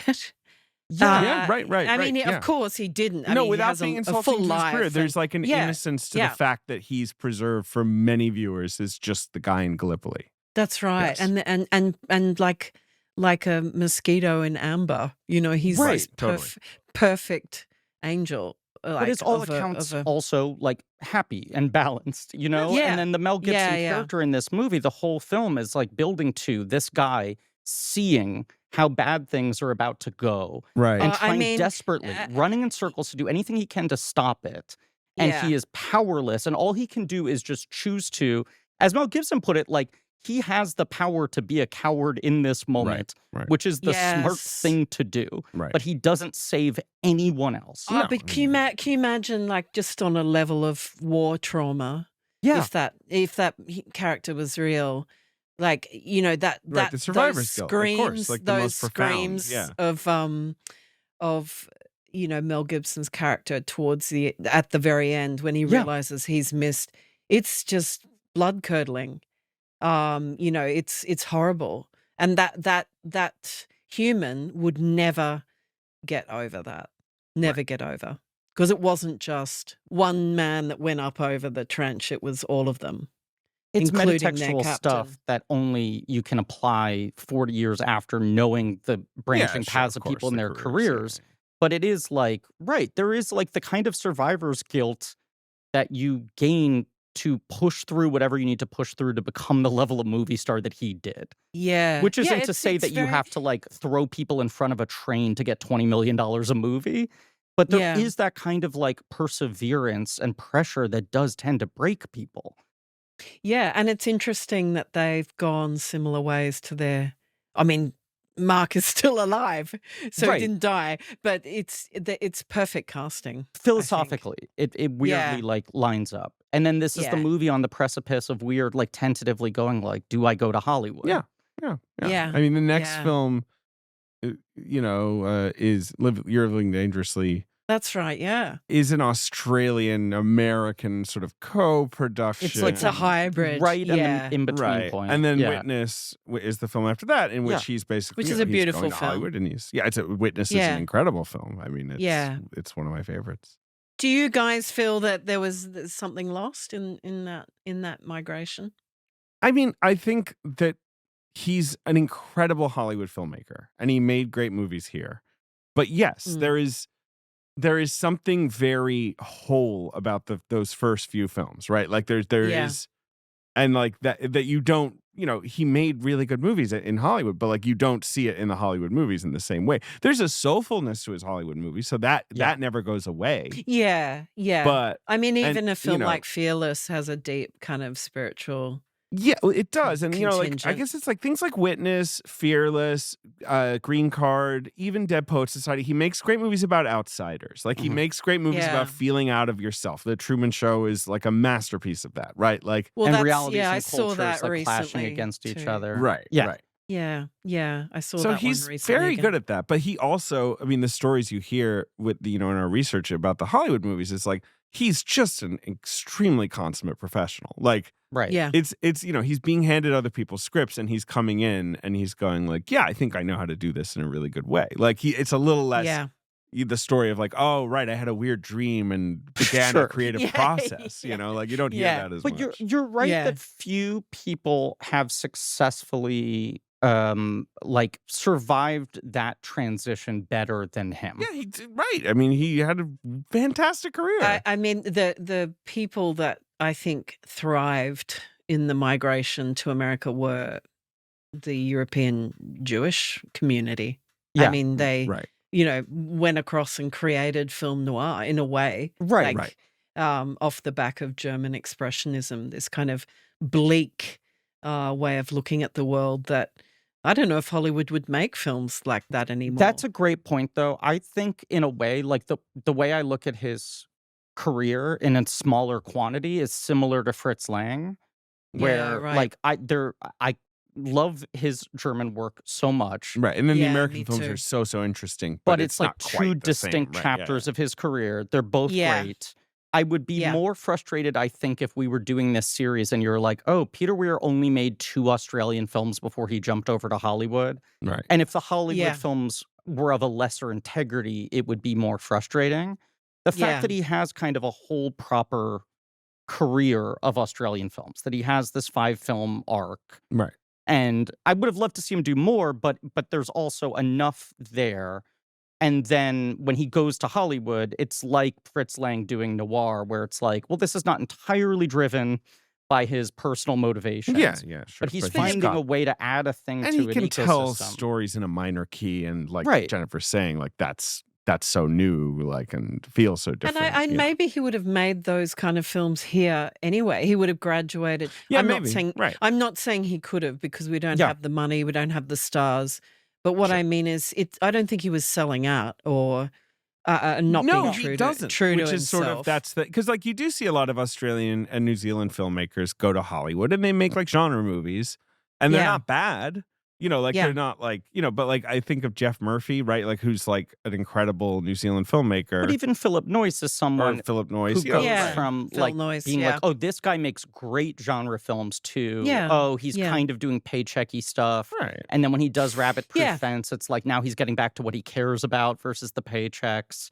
It did Yeah. feel like there was a consistency across Weir's entire career. Yeah, and I mean, I know that personally. Having turned down many films. Right, I'm and, sure you got brought. I cannot even oh, imagine. Still, Yeah. I mean, no offense to it, because it's fine. Like it's fine to make these but movies, but you also suffer by not accepting. right, certain because then they're things. like, well, you don't want to play the game, then what do we Yeah. need you for? Well, Right, then yeah. the investment in your own projects can mean that there's longer years between. Right. So I understand. When you I would get don't- offered those types of things, what was the kind of calculation you were doing in sort of like how to test if you felt like there was a worthwhile opportunity there versus, the dangers? I mean, I'm a writer director, and I would love to direct other people's things. Yeah. But it's unfortunately, it's just I haven't had those scripts come that that make me go, oh, I get like the goosebump test where I just feel Right. Yeah. so. I have to be deeply connected to something like on a very deep level, because you're going to stick with this story for a number of years, so it has to be meaningful. And I didn't watch Marvel films, so why would I want to direct them? Right, Right. It's no slight on that, but I know. it's knowing. And I mean, I have like 6 scripts piled up that just no one wants to make. Oh But my no, God, I mean Jesus. that's Yeah, David's not. got a pile of money. God, I got $100. Let's yeah. figure it out. No, I mean that's not true, because they're actually there's a few down. It's an investment, because there's Yes, a of few course. now that are Yeah. that are backed up, but I'm very devoted to them. And I think being a writer-director, I mean, these films actually, I don't know if Peter wrote. Did he write Mosquito Coast? Was he Mosquito always Coast once is co-author? Paul Schrader. Right. Once he goes to Oh, America, right, Paul I feel like Schrader. Green Wow. Card is the rare Yeah. movie that he wrote himself. By and large, Okay. in America, he's making other people's scripts. Now he's working on the scripts or whatever, but Yeah. it's just Green Card and then Master and Commander and then The Way Back, his final film. He Mhm. wrote all of Yeah. those. But obviously Ah. in America, in Australia, he's credited as a writer on Gallipoli, he has story credit, but not screenplay. on Last Wave, on Right. Cars That Ate And Paris. Year of Living Dangerously, his on full The Plumber. screenplay credit. Yeah, right, and but Plumber. Yeah. but he would work with, he would Yeah. collaborate. I feel like he's always been a fairly sort of, he collaborates with other writers who Mhm. he Yeah. sparks with or whatever. But not strictly writer-director. He's not a I mean, full yeah. sort of proper auteur type. Yeah. That's not really his like thing. I'm very close mates with Justin Kurzel, who Love Oh, him. yeah. yeah. We've and covered he- his film Assassin's Creed on this podcast. Oh, okay. Oh, okay. Yep. He probably Because it's a big, would. our, he our would laugh producer about Ben's a that, big fan. I think. Yeah, Yeah, I'm a right. huge fan of the movie. Not so much the games. Oh, really? Oh, I'll tell him. I'll tell Yeah. him that.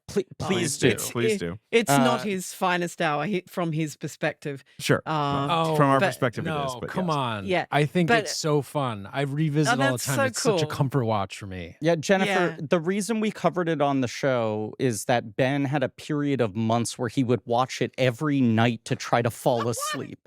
And it wasn't as some backhanded "this movie bores me" way. It was that he found it so comforting that it was the truly- movie that could I'll calm his tell. anxieties I down. was in a Oh my bad God. relationship at the Ah. time, and I never played the game. I just was like, Assassins. I can Ah. fuck with that. But wait, Jennifer, why did you bring up Justin? I'm sorry, I realized Well, the reason I brought him up is because he's a brilliant director. he is, and and the order he's- was so and good he- last and yeah. he's I mean, Nitram and Snowtown. right. Well, Snowtown's on my, top 10 list.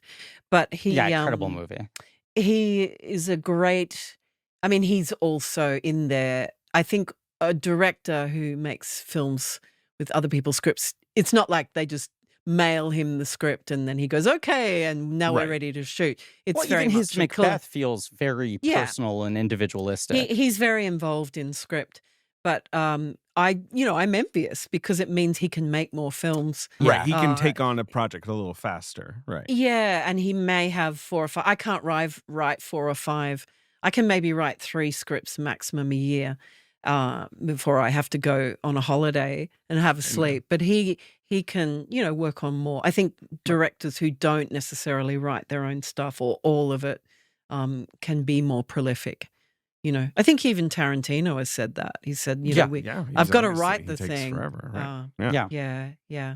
He's actually producing the film that we're making. So Oh, really? Justin. Oh, Kurzel. Okay. Yeah.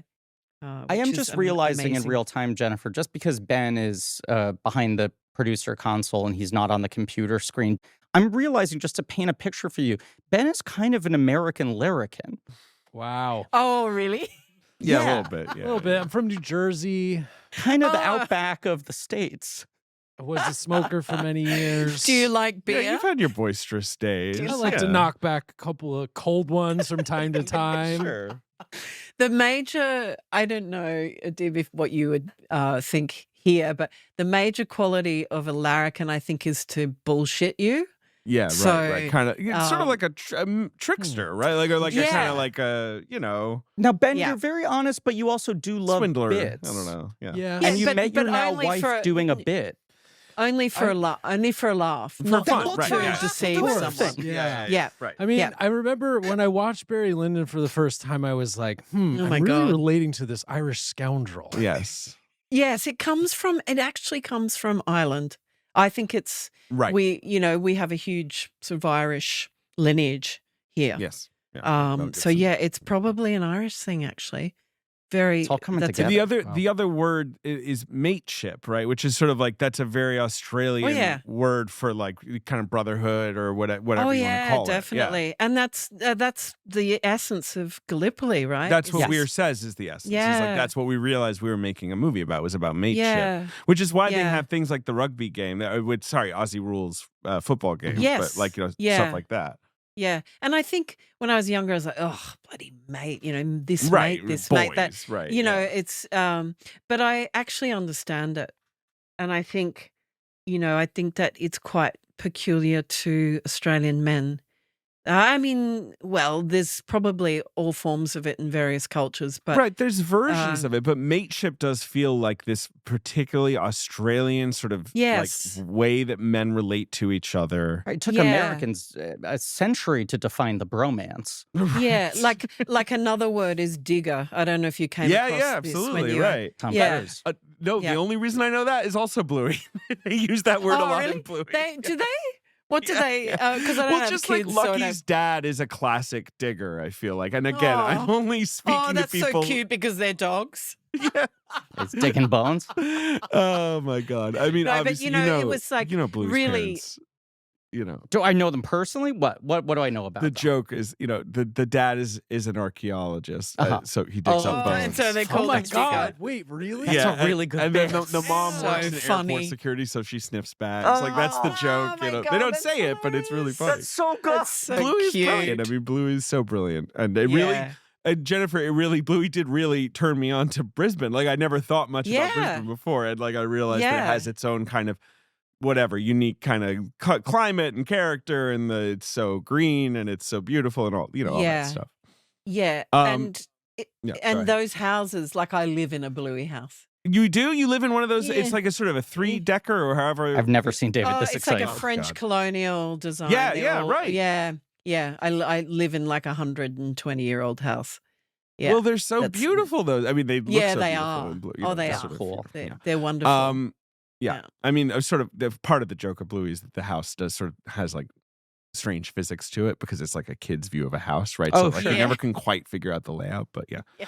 Anyway, Yeah. is there anything else in Gallipoli we need to touch on? I don't want to keep you here all day, Jennifer, but like, are there scenes we haven't no. talked about that Let we me want to think. talk about? I thought the color palette was really interesting. Mhm. It was almost what do they call the original photography that had that there were some colors that were really vibrant, so it wasn't Right. just all there was a vibrancy to it, like especially in the racing scenes when they were doing sprints and stuff. There were pops of color.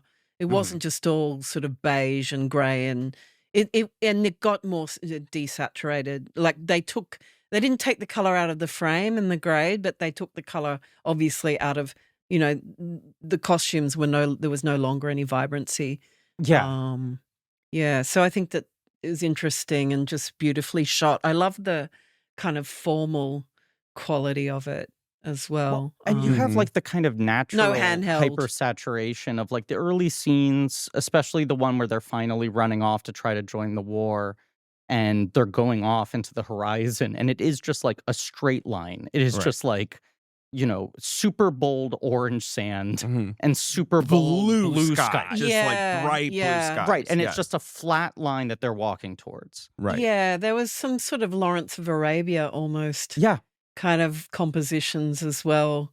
So Right. yeah, there was something very formal. Like I felt that he was, not conventional, just formal. And I dig that as a filmmaker. I love that sort of, photographic, kind of beautifully composed frame.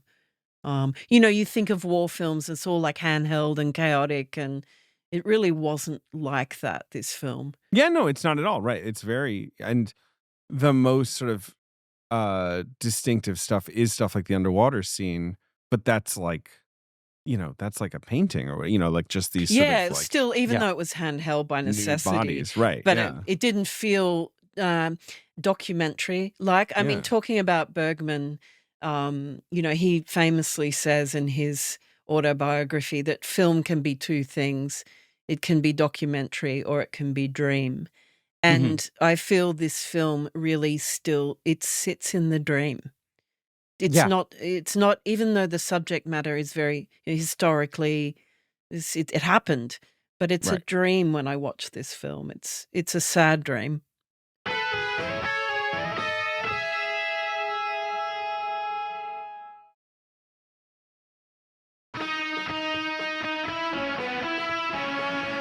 Are there any other Australian actors I don't really know about here who are, because it feels like some of these older guys, Oh, Bill Hunter. Bill he Hunter, right? Like yeah, these are he guys with a sort of a long history in Australia. Bill Hunter's this guy. You oh just yeah, I caught mean this he guy, was yeah. in Muriel's Wedding. He played the sort of Right. bastard dad. But all those faces are recognizable. Even the Right. man at the jamboree, the kind of sprinting carnival that they had, who delivers like Bill Kerr is, he was one of those faces. I was thinking, how did these people? They must have come up in theatre because they're older men by the Mhm. time they're in this film.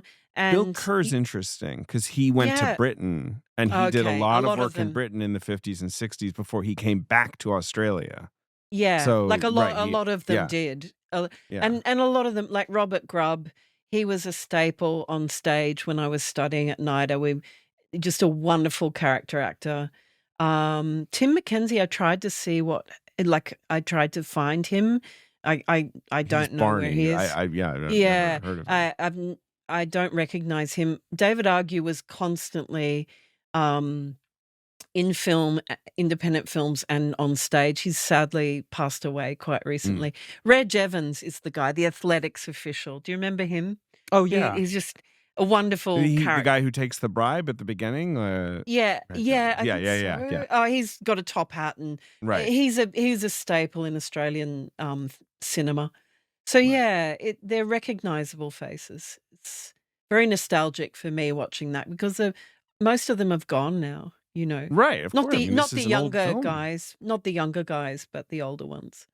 Yeah. Yeah, Griff, are there any things you... I just want to circle back a little. We don't have to go all the way in the deep end, but this whole like R&R Pictures thing is very fascinating to me, just for how much that like Rupert Murdoch has obviously become an evil goblin king, hoarding over our media for decades and decades. We do not enjoy the work of Rupert Murdoch. This is him when he has obviously like founded News Corp and made it into a massive company, but before News Corp has bought Fox and all of that. And this is basically his like first serious foray into movies. It's his only I mean, until he buys I'm saying Fox. until he just buys a fucking film studio. Right, but he like, never produces movies himself again. They hired this guy, Francis O'Brien, who was the guy I mentioned, who they sent to sort of investigate the landscape and say, do you think there's a good enough industry here? And he kept on publicly saying, like, this isn't some tax shelter thing. This isn't some, like, weird, like, dodge. This is a real belief that there's money to be made in putting more into the Australian film industry. And, was just sort of scanning for, like, who are the filmmakers who are ready for this level up? Who has a project that seems appetizing to us? And that Murdoch's father was a journalist covering the First World War in Australia. Right. And that he has this strong attachment to this era and like trying to understand what his father lived through in sort of seeing all of this. And so they're giving them a lot of money, but it's like not that much on a Hollywood scale. Sure. It feels like a reasonable amount. And they're trying to understand like what's the right business practice for this. And I think because of Mad Max, they just thought like, if we have Mel Gibson, it'll be an easy sell domestically. They set it up at Paramount. They were ready to go. But they said Francis O'Brien was there with them the whole time. And Weir came up with the idea of the big dance hall scene late during filming. Yeah, right. Right. And it was going to cost $100,000. Yes. For like a mid-production idea. But Weir is basically like, we need a break. Like, we need like something before we're getting to the horror. It needs a lyrical break before we go to war. And Francis O'Brien said, like, if I had been at a desk in Hollywood and I got that call, I would have said, this guy's ego's out of fucking control. I'm not giving him $100,000 for a dance sequence. But being there throughout the productions, what you're saying, Jennifer, of understanding the poetry of what he was doing. And he was like, it's no that question. scene was so, it was so essential. But I think to put 100%. Put a marker on the end of that beautiful sort of period of innocence. It's like the loss of innocence. Because the next shot is them all traveling in the dark. Yes. On those boats. It's like a different, not a different film, but it's certainly the beginning. It's a point of no return. They hard pivot into war. I just think the setup of this movie was so unique that the intimacy of the money men in this was so tight that even like that guy was sure like, yeah, 100,000, write a check. Dance sequence, not because he didn't care, but because they were actually paying attention to the vision of what was happening. And they thought it was financially prudent to invest in that. But I also think, well, I mean, I can't speak for Rupert Murdoch, but it obviously didn't continue to have interest in Australian film. Yeah. But so, it must have been like, okay, we can make some money, but we can't make the kind of money we can make in America. I think basically what happens is the film comes out in Australia. It's a big hit. Yeah. Huge hit. It was the biggest of the year. $12 million, which is a lot for Australia. Many multiples of its budget and more than makes its money back. But then in America, it's like a modest sort of art house film that makes a few $1 million. And that's the, it gets good reviews. Yeah. But that's the end of it. And they probably were kind of like, that's sort of the ceiling of a movie at this point. And I imagine, I imagine it would have been seen as a rather sort of underwhelming film in terms of, like an action-packed war film. Right. Yeah, I mean, it wasn't got that. a sort of, it got a little bit of attention. It played at the Venice Film Festival. Like it got a Golden Globe foreign film nomination. But it was not as resonant outside of Australia. Weir said Paramount bought it, and Paramount had that same season Reds. And that was their big priority. Right, and that was, here's a big, sweeping 3-hour movie star romantic epic. That made sense to them. They didn't know what to do with Gallipoli. And across the lot, Warner Brothers has Chariots of Fire, which of course ends up beating Reds for Best Picture. And Weir was saying, like, I kind of wish we were over there. Right. Warner Brothers seems to understand they have this small movie that they need to, like, gradually sell people Chariots of Fire is a crowd-pleasing film Very about different triumph. Movie. Yes. And this is a movie that ends with the main character dying. Yeah. Like, this is Gallipoli's like a tougher sell. It's as dark as it gets. And also, it's like, I mean, Mel Gibson obviously became a huge star, but it's like, who are all these foreign actors? We don't know any of them. Yeah, and Gibson's not really a star yet. It's more that this is the origin story, and this is part of that early, it gets good reviews. And so it should. Oh, my God. Weir in '86 called it his best film, although he also called it his least personal. He says, it has least to do with me, but I do think I have real confidence and craft and all that. Yeah. I don't know if he continues to feel that way. Obviously, he made a lot of great films after 1986. Yeah. There's this quote I love from Francis O'Brien when they were trying to sell it before Paramount ultimately ends up buying it when he was showing it to American distributors. And he says 3 companies liked it. One said, great, but would you go back and put a little more romance in it? Another asked if we would mind changing the ending. No problem, I told them. You give us $3 million, we'll make a film like that, but this one is already made. Oh, my God. Oh, God, it's just...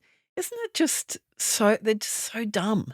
They're so dumb. Like, I do think, and it's so trite, but this is something Weir says, that he's also like, people couldn't pronounce Gallipoli. Yeah.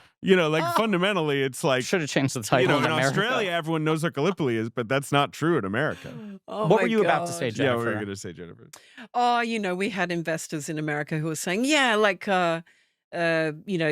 want to finance... The Nightingale, which, by the way, would never get made in 2026. No. But a masterpiece, but it's a great truly film, one of the bleakest films I've ever seen. It's a tough film.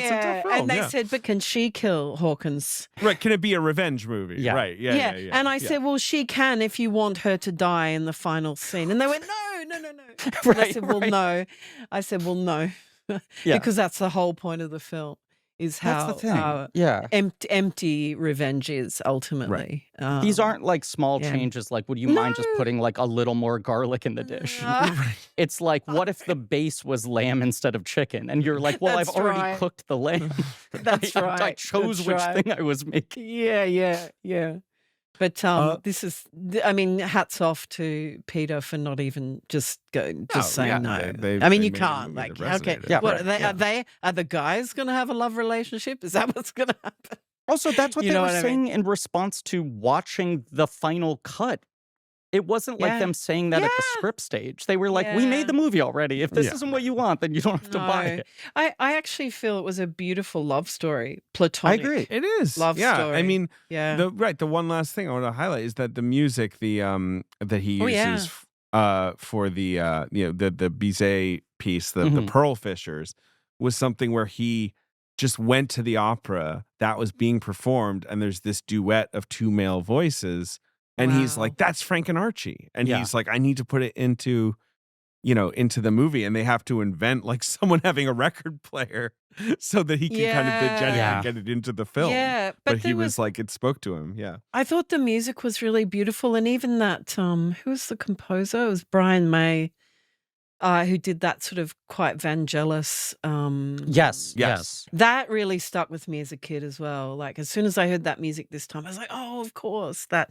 And some people, I was reading reviews, some people didn't like that, but I loved it. I love it. Thought, yeah, and there was that and the classical piece as well that I can't. It's it's Adagio in G minor. Yeah, that's right. Yeah, that's right. And it starts with that, right? The opening credits. Yes. The opening credits say, "This is get ready."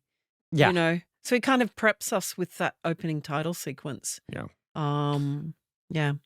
We're gonna play the box office game, Jennifer, to wrap up, which is we look at the weekend the film came out in America, because the American box office is all I have here. And Griffin's gonna try and guess the top 5 here.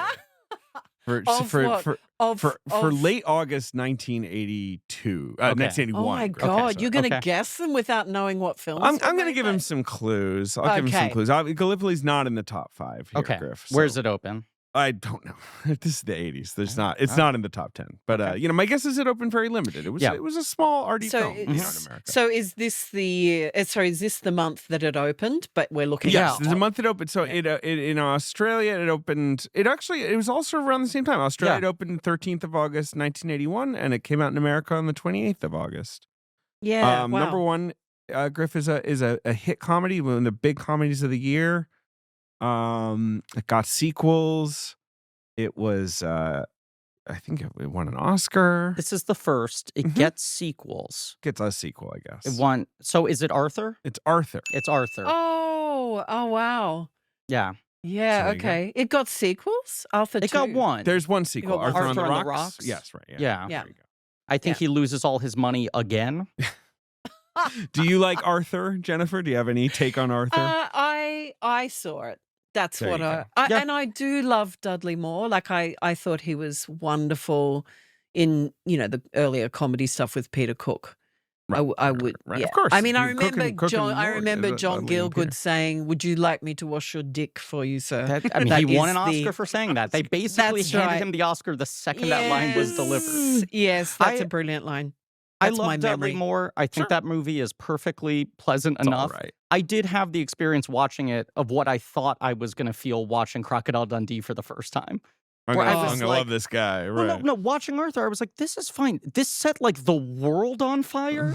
Yeah, They that's like crazy. elected Arthur president. Well, I mean, That's it's a forgotten. Did that win Oscars? Did you say? John Gielgud. Gielgud won Best Oh, John Supporting Actor Gielgud. for Oh, it. It was well, a that little makes bit of a sense. career award. Yeah. for No, him, that I makes mean, sense. obviously, Yeah, right. totally. But it got a screenplay now. I think it did. It was Really? a humongous Okay. hit. It was yeah. a big hit.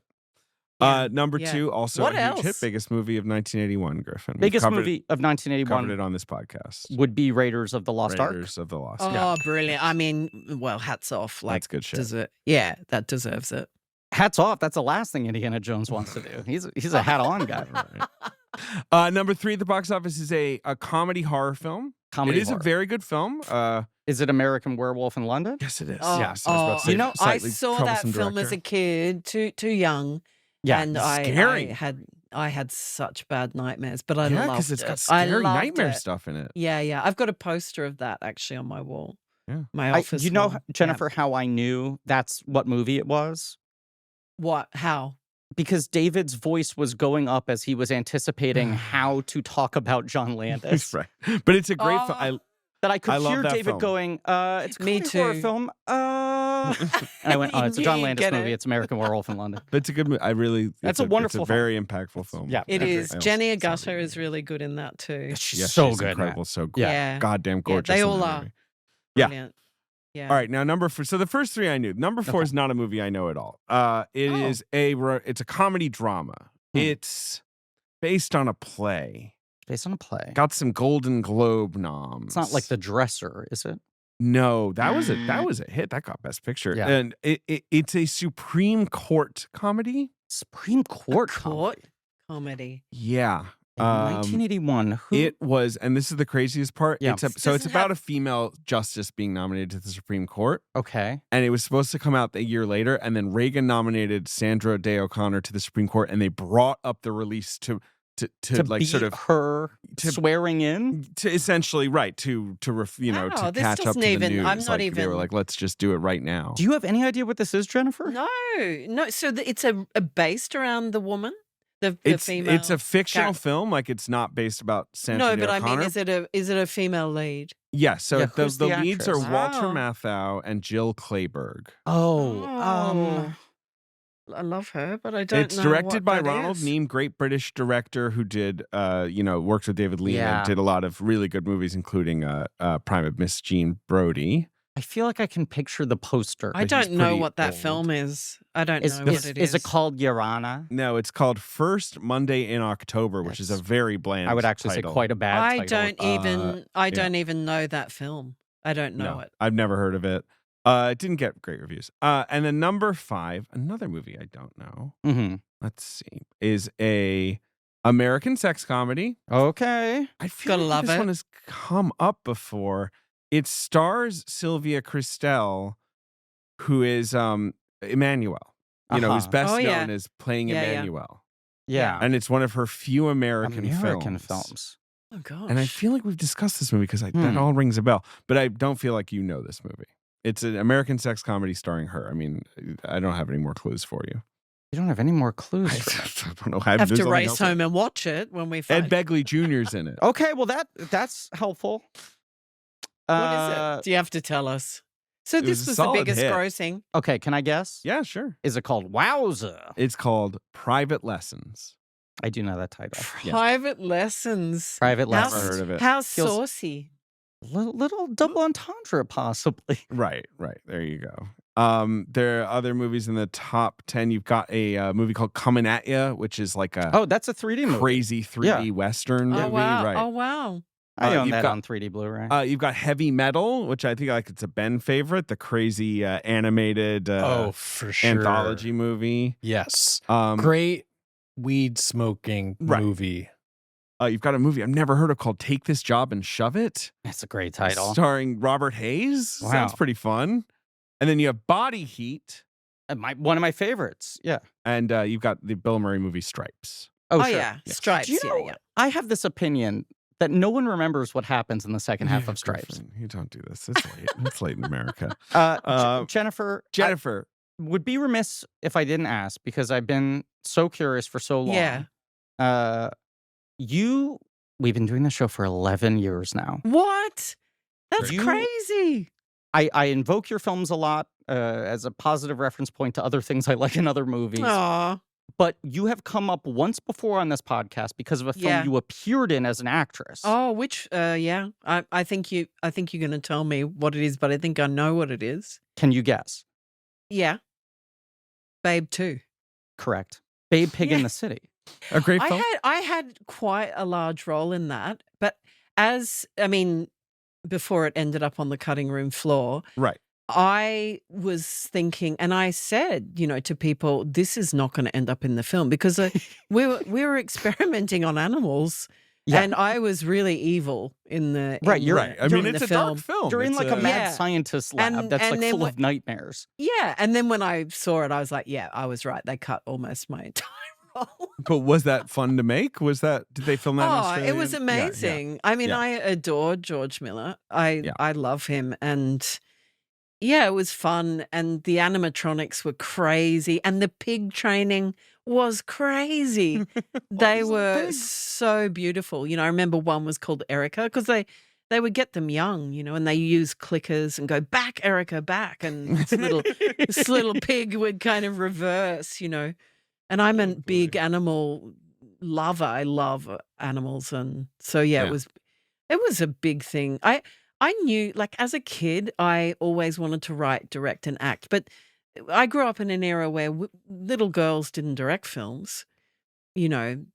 Mhm. I didn't have any role models really. I mean, Jane Campion was sort of just coming through, and yeah, so it was interesting. Focusing on acting seemed like the yeah, clearer path to get Yeah, onto yeah. sets. Yeah. yeah.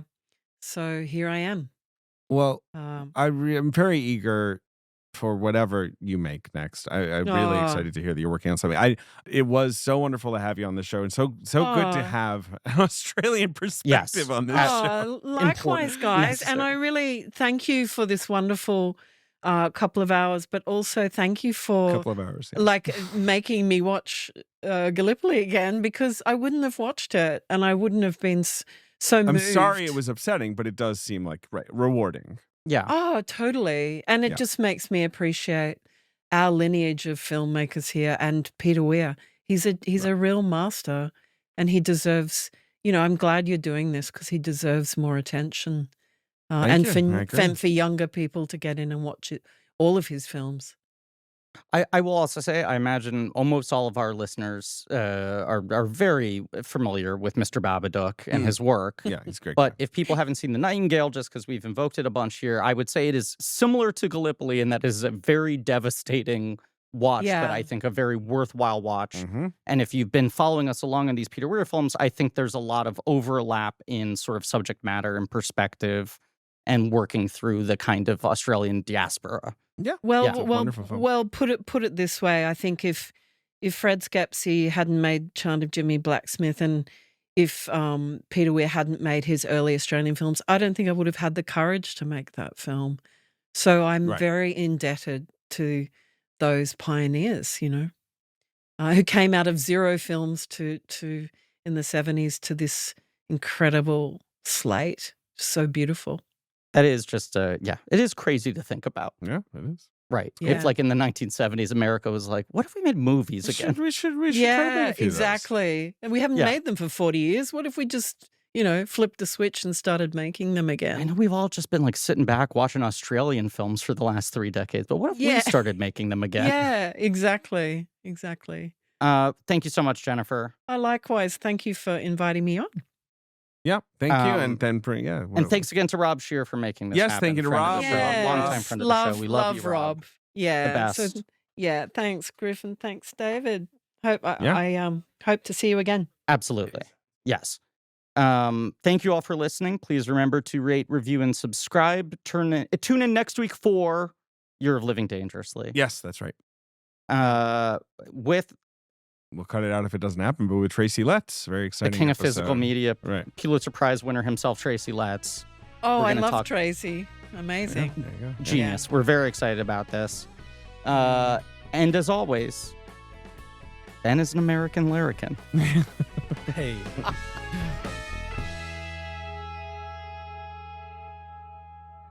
See you guys. We'll bid you farewell. Yeah, have a Please good have a day. good day. Yes. We will go to sleep. Yeah, I'm you have off a to nice bed. sleep. Yeah. Blank Check with Griffin and David is hosted by Griffin Newman and David Sims. Our executive producer is me, Ben Hosley. Our creative producer is Marie Barty Salinas. And our associate producer is AJ McKeon. This show is mixed and edited by AJ McKeon and Alan Smithy. Research by JJ Birch. Our theme song is by Lane Montgomery and the Great American Novel, with additional music by Alex Mitchell. Artwork by Joe Bowen, Ollie Moss, and Pat Reynolds. Our production assistant is Minnick. Special thanks to David Cho, Jordan Fish, and Nate Patterson for their production help. Head over to blankcheckpod.com for links to all of the real nerdy shit. Join our Patreon, Blank Check Special Features, for exclusive franchise commentaries and bonus episodes. Follow us on social at Blank Check Pod. Subscribe to our weekly newsletter, Checkbook, on Substack. This podcast is created and produced by Blank Check Productions.